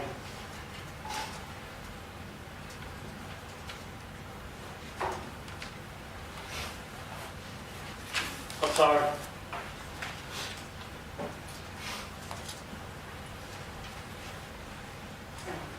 One thing I forgot to say, Your Honor, I know there have been Victor's friends and family. I'm sorry. Have been here throughout, and it is not easy to appear to support a defendant charged with murder. They have shown immense courage, and I know for the defense team and Victor, I thank you so much for this. I don't know if I did that. Thank you, Your Honor. I'll allow the scene for rebuttal. Thank you, Judge. There are a few things I'd like to address. So first was defense counsel's argument about the defendant's use of his gun. It stated that the use of the gun in this case was not more aggravating than its use in other murder cases. Simply not true, Your Honor. He fired 7 shots. That's certainly more aggravating. He shot Tricia in the face. That's certainly more aggravating. He did so by surprise to both of them. He shot Matt in the back. That's more aggravating. The defendant's use of his gun in this case is what's more aggravating. Not the simple use of the gun itself. It's the way he wielded that weapon against his 2 victims. That's what's more aggravating. Second, Your Honor, this idea that defense counsel put forward that simply being caught following your crime is what is a deterrent factor. And that's nonsense, Your Honor. What needs to follow after being caught, the consequence for those actions, that's the deterrent. The consequence that meets the actions for what they are, that is, it's equal, that's what's a deterrent. And that's what the state is recommending in this case. And then there was defense counsel's discussion about the comparables that the state put in their memorandum. The objective of including those comparables in particular, Your Honor, was to highlight the actual nature of the damage that this defendant did to the bodies of Matt and Tricia. Defense counsel talked about Stephen Spader's case and made that claim that somehow we've forgotten the horrors of that case at the Attorney General's office. That's nonsense. The claim that anybody in this state could forget the horrors of that case is nonsense. But it highlights, Your Honor, the damage that this defendant did to the victims in this case. He shot Tricia in the eye, destroyed her face, left soot on her face, he left that stippling, he destroyed her skull, the structure of her skull. He shot her through her neck, in her chest, causing damage to her vital organs, and he did the same thing to Matt. 4 bullets that tore through Matt and destroyed almost every single vital organ in his torso. That's what's highlighted by those comparables, Your Honor, and that's why this case is comparable to those ones. This claim by defense counsel that the state is simply trying to set a pattern, that's wrong. The state's goal, its only goal, is that justice be served. That Matt and Tricia's lives finally are respected, and respect for their lives is shown in sentencing for this case. And then going back to the defendant's life, Your Honor, the defense counsel spent some time about his childhood, his mid to later life, injuries he sustained. Those things change nothing, Your Honor. No intellectual or memory issues were at play in this case. No drugs or alcohol or evidence of any of that was put forward showing that that played a role in these murders. The defendant's past does not change the evidence in this case that he knowingly pulled that trigger 7 times and killed Matt and Tricia. And it certainly doesn't change the need for severe punishment, the need for real deterrence, and that is what the state is recommending. We ask that you impose the state's recommended sentence. I'm going to take a recess and I'll be back.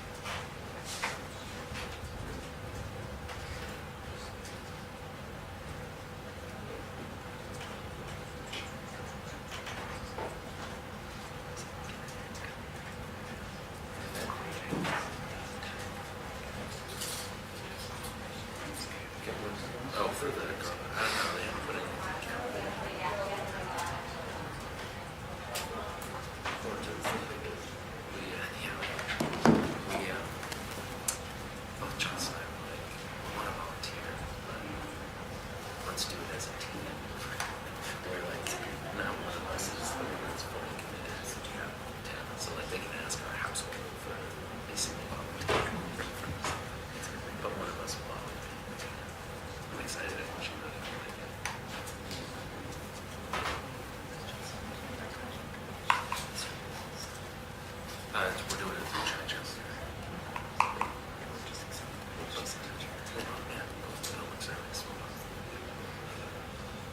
No, they.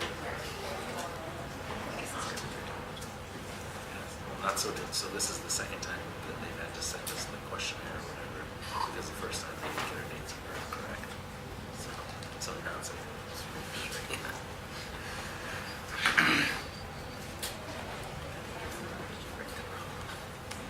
I didn't go to the meeting. So if it was not them, it was Johnson.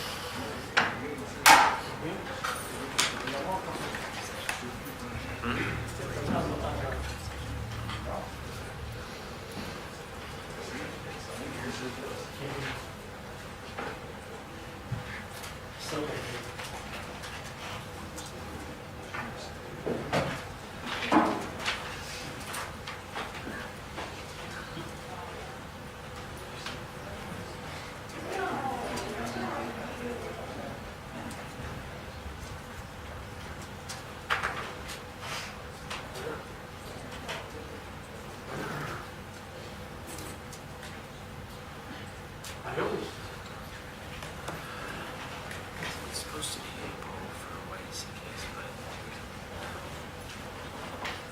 some things have come up because some council Chuck just filed his motion to keep those records for the camera. So depending on turnaround for that, and then there's a whole other thing. Hasn't been used yet. I think he's in front of because he's got 100 for it. I think it's gonna end up getting so. It's an homicide, so don't you? It's gonna be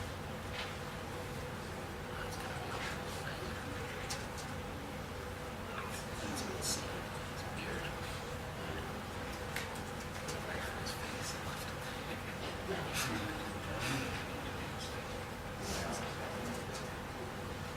Ryan. It was and Josh. I was he swapped out.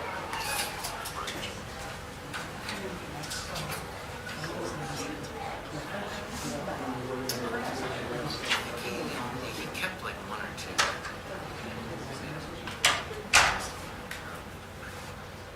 It's almost arbitrary.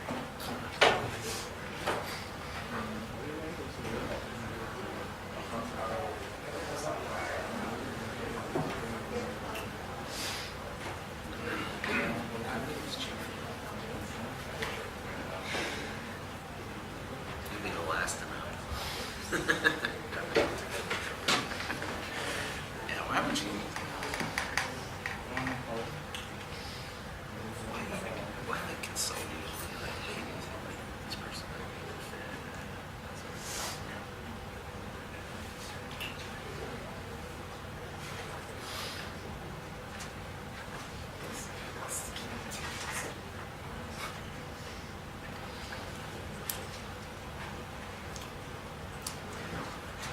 How many tries have you turned since you've been used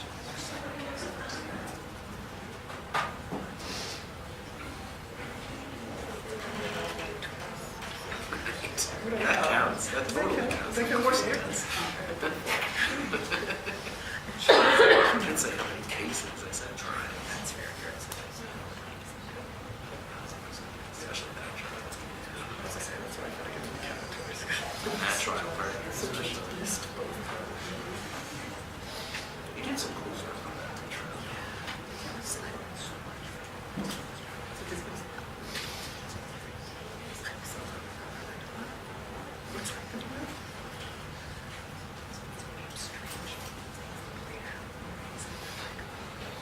Who's defense counsel?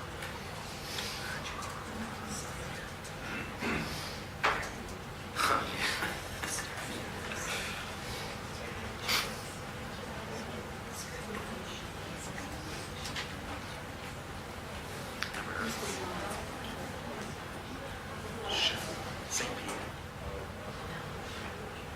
Never heard of him.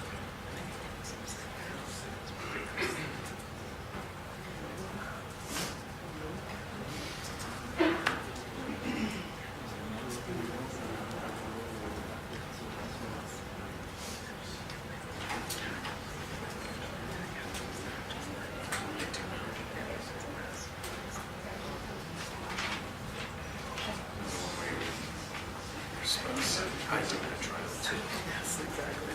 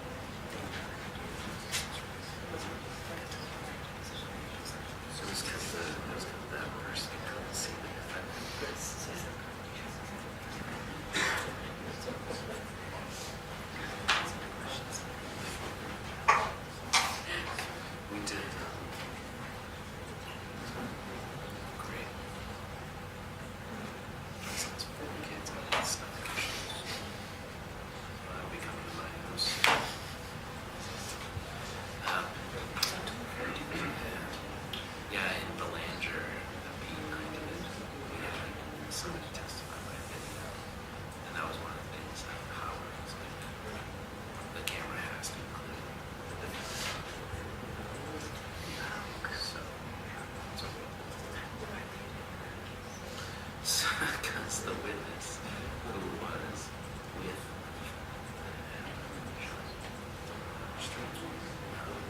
sometime after was ran like run over by a dump truck.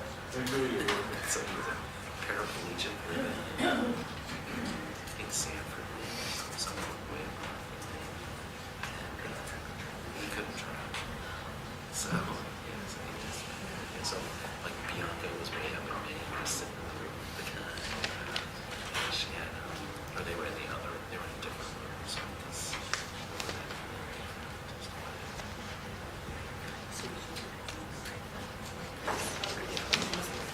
no, it was last year. It was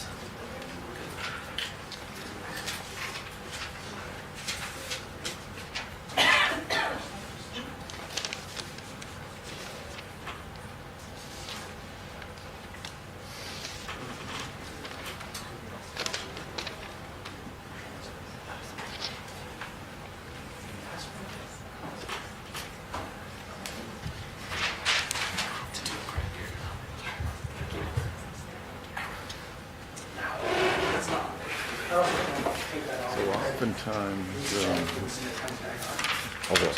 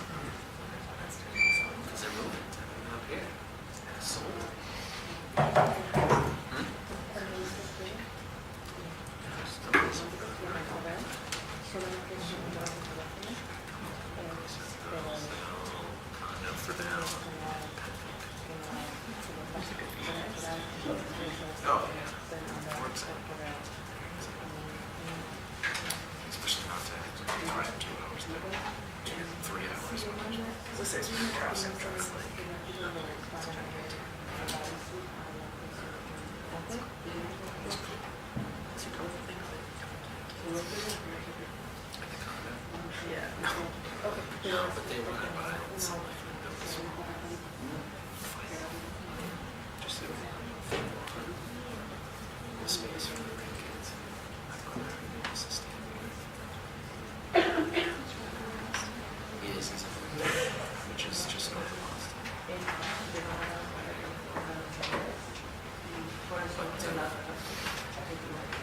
So nobody has to go see him.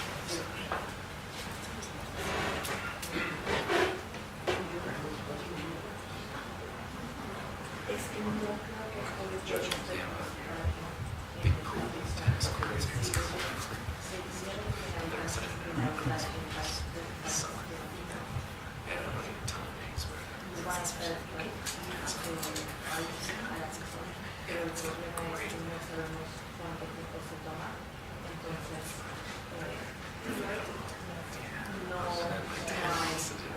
to have a Sunday dinner.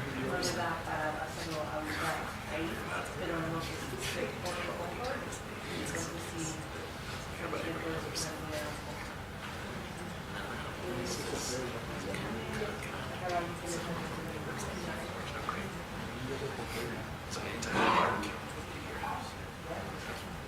You're great. It's better growth.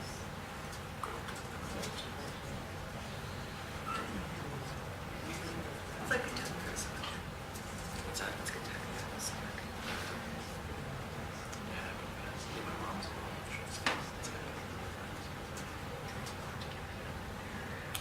we've done a lot already.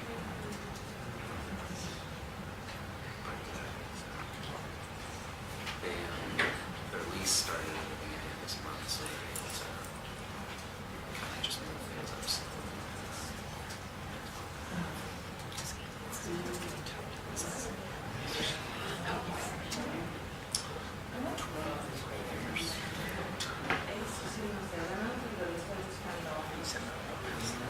No, I hate that. Represents me to Massachusetts, and so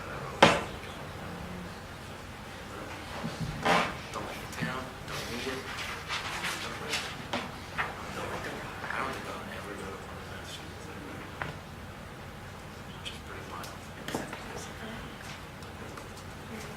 Maybe on a field trip with family. I don't think it goes. I don't know why they would.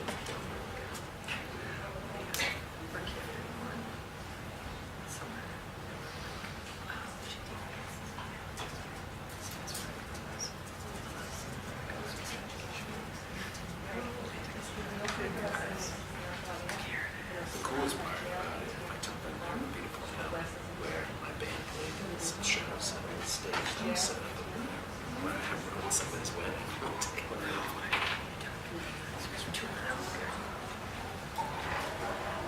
yeah, it's probably worth it. That might be true.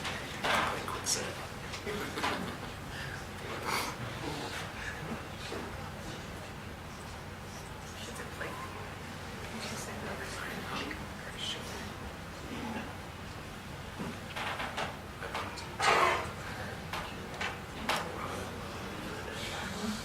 She was telling me, we were just talking about our kids. She was telling her son that it's so protected and they should go to business schools and she was kids or something. That's more talented. I know, right? That's the way to do it, I think. It is. So that expertise really early. You can't make diamonds without oil pressure. Make sure they're not just enjoying themselves. That's what I always say. That's how I would raise it. No, I just doesn't be this.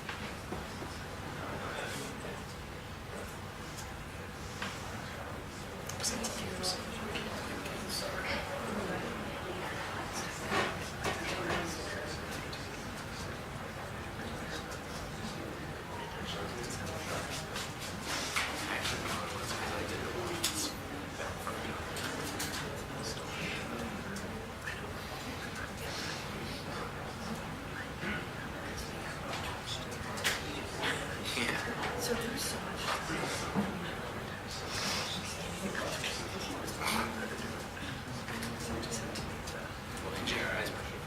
wasn't he the guy that he didn't really do court stuff? I think it was advising. Yeah. Brilliant guy, from what I understand. Yeah, he just was very outspoken.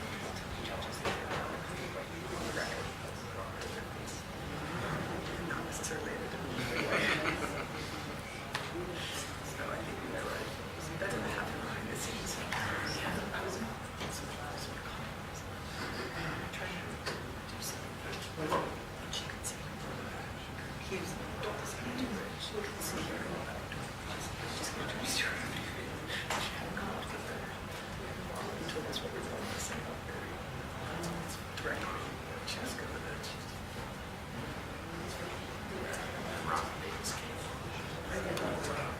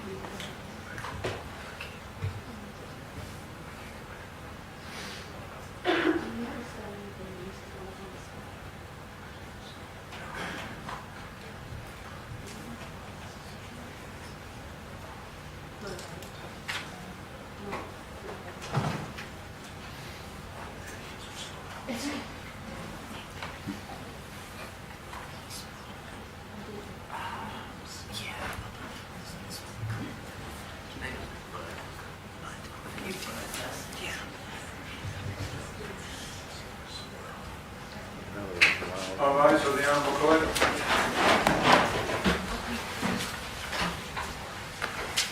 You may be seated.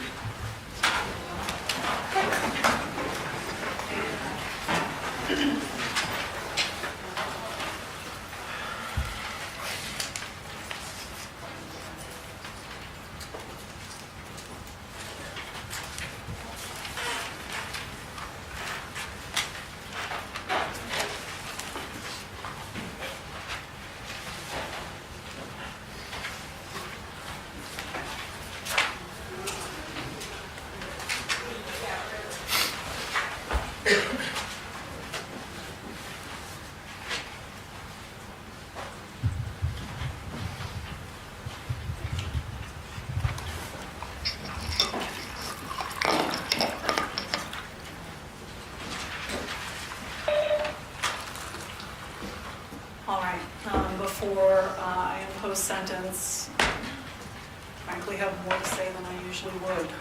So first, what I've considered the nature and circumstances of the crimes, the evidence I heard and observed at the trial, the arguments of the state and the defendant, both on the record and in their respective sentencing memoranda, the opinions expressed in the neuropsychological evaluation of Mr. Rivera, the statements and letters of support from Mr. Rivera, Mr. Rivera's testimony at trial, as well as a statement he made today and his apology to the families.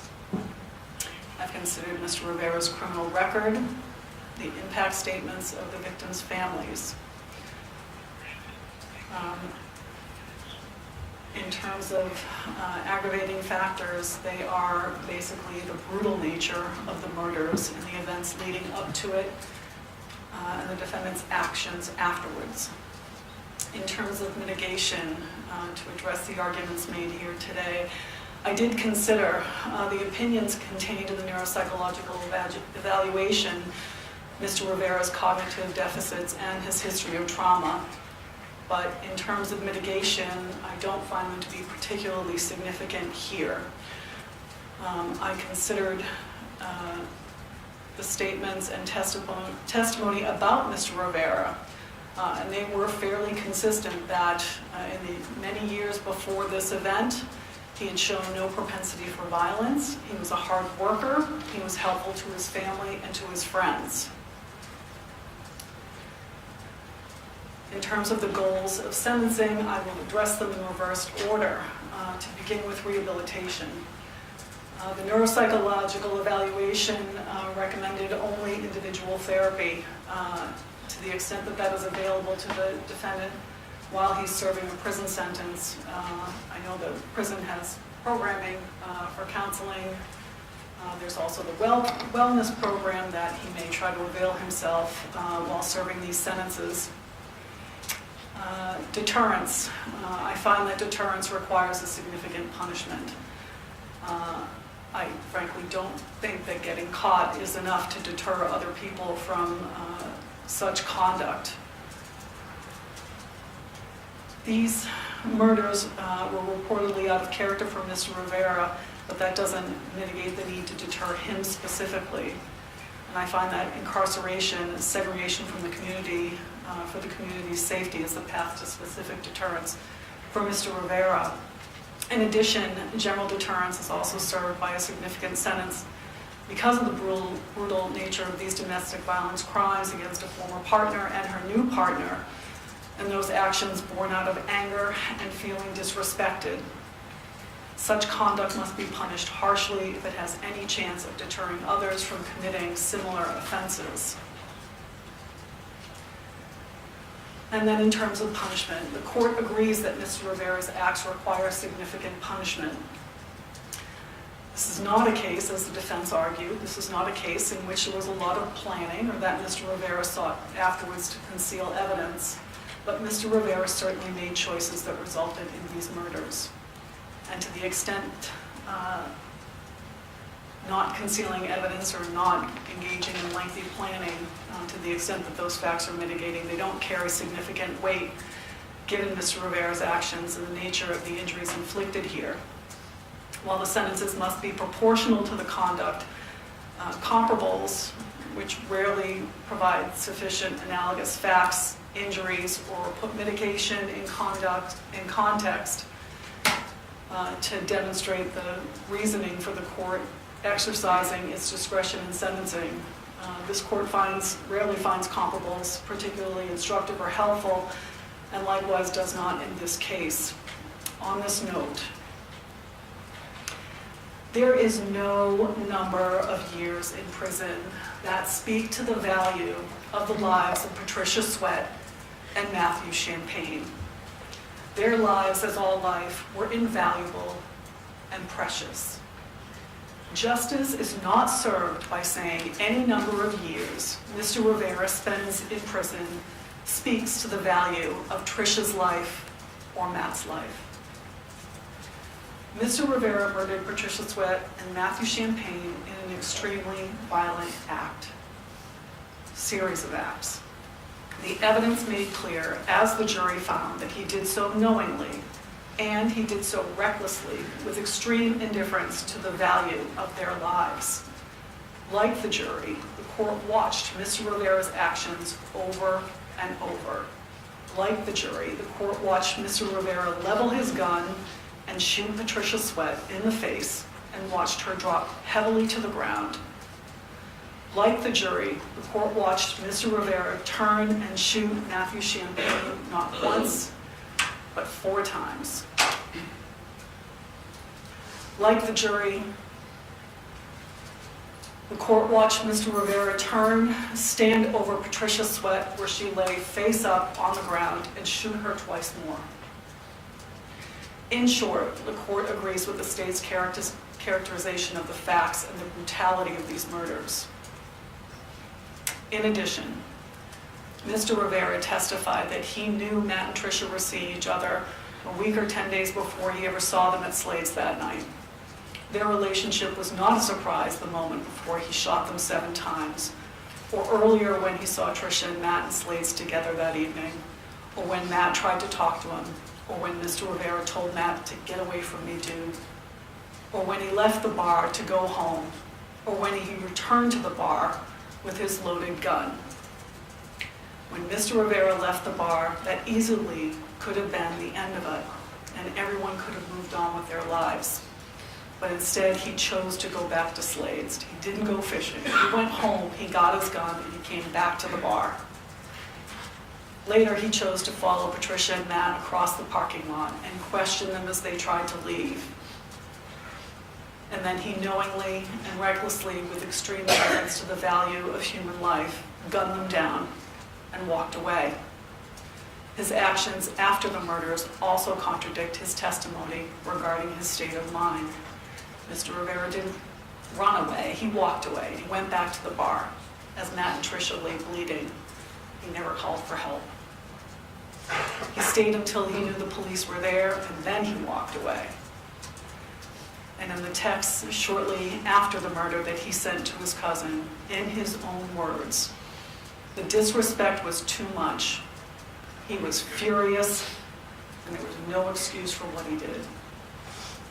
The jury's verdict reflects that they probably credited these words, and the court certainly does. This is what Mr. Rivera had to say minutes after the crimes, and the court credits these words more than his testimony at trial. In short, Mr. Rivera's acts in pulling the trigger 7 times, brutally ending 2 lives, calls out for consecutive sentences. And that's what the court will impose. Having considered everything that I've just put on the record, and in light of the presentations of counsel, the court is imposing consecutive sentences of 40 years to life.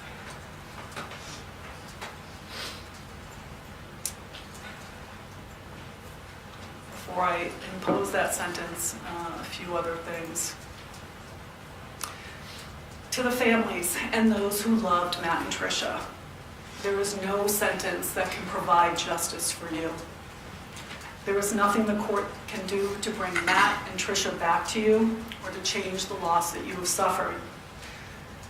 But I've heard you, and the unbearable weight of the absence of Matt and Tricia in your lives.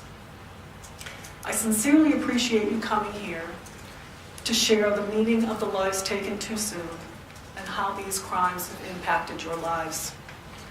I'm sorry that this is how I have to meet you and learn about Tricia and Matt, and I'm sorry for your loss.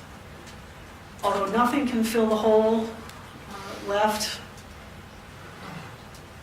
by their absence, I hope you find some comfort in warm memories with laughter and joy, and I wish you all the best in healing. While nothing can fill the hole left by their absence, I trust that the loving community I've seen before me this entire time will continue to weave a strong fabric to hold you together and hold you up. Mr. Rivera, if you could please stand, sir.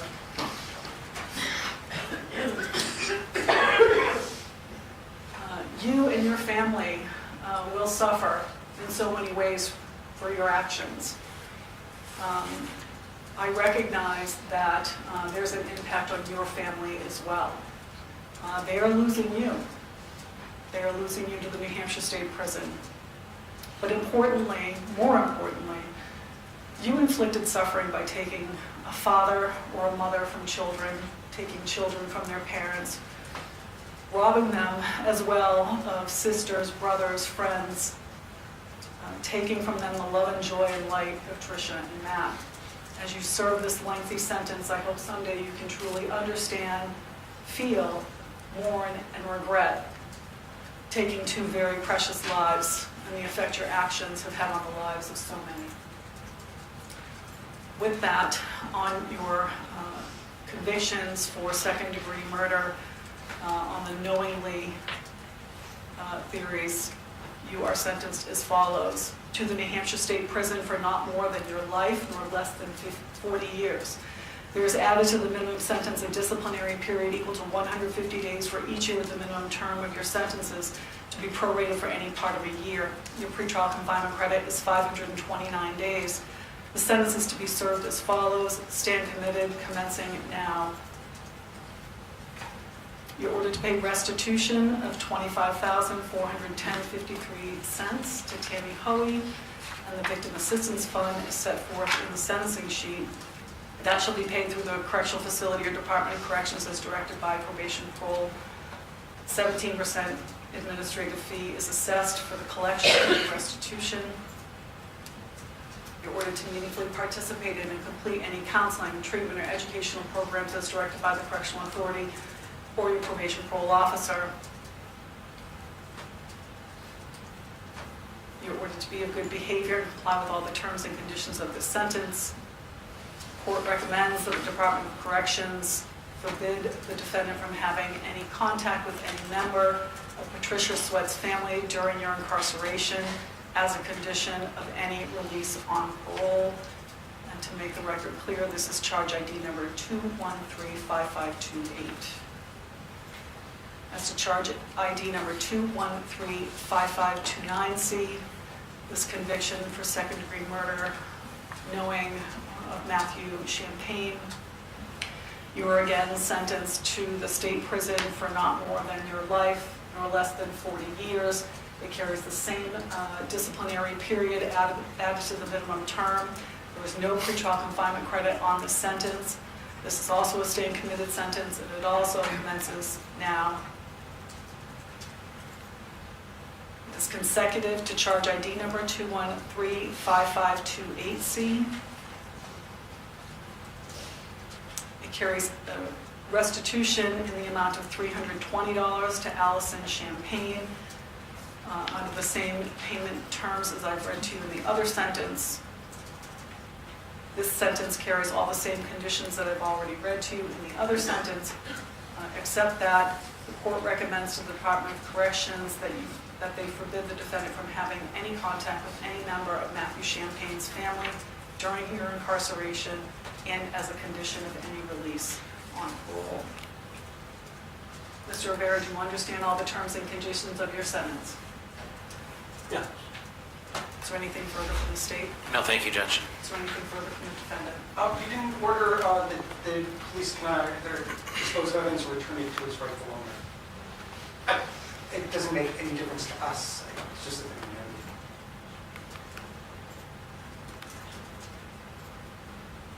And I have checked those boxes. Anything else? Whenever we have these, there's the problem what happens to the alternate theory charges. Yes. But I don't want them hanging around forever, but there's no reason to dismiss them today as a possibility of appeal. I have no idea if the court has some standard time delay before dismissing. My understanding is what the court will do is, in the event of an appeal, when the decision or mandate comes down from the Supreme Court, to the extent that there are 2 outstanding convictions, assuming that it's not a retrial, if there are those outstanding convictions, the court would schedule a status conference at that point, and we can determine what happens to those alternative theories at that point.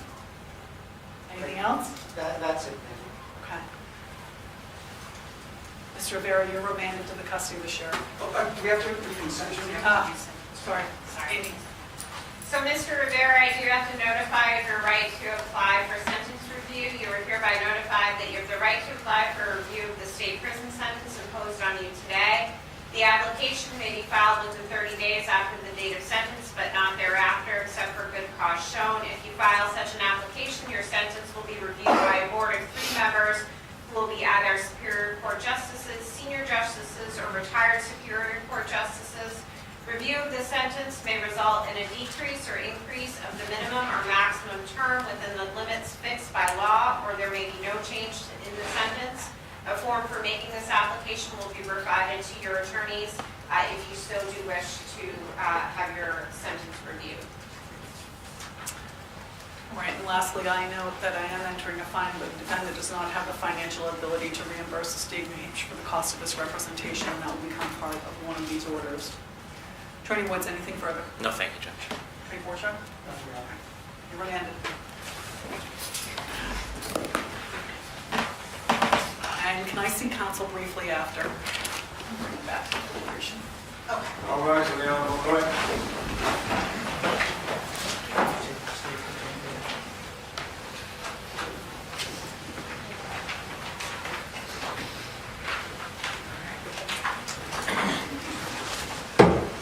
I'm going to, yes. Yes. Yes, yeah, she said she's on this operation. She wants to see counsel there. We can get, we'll come see you. We'll talk about it.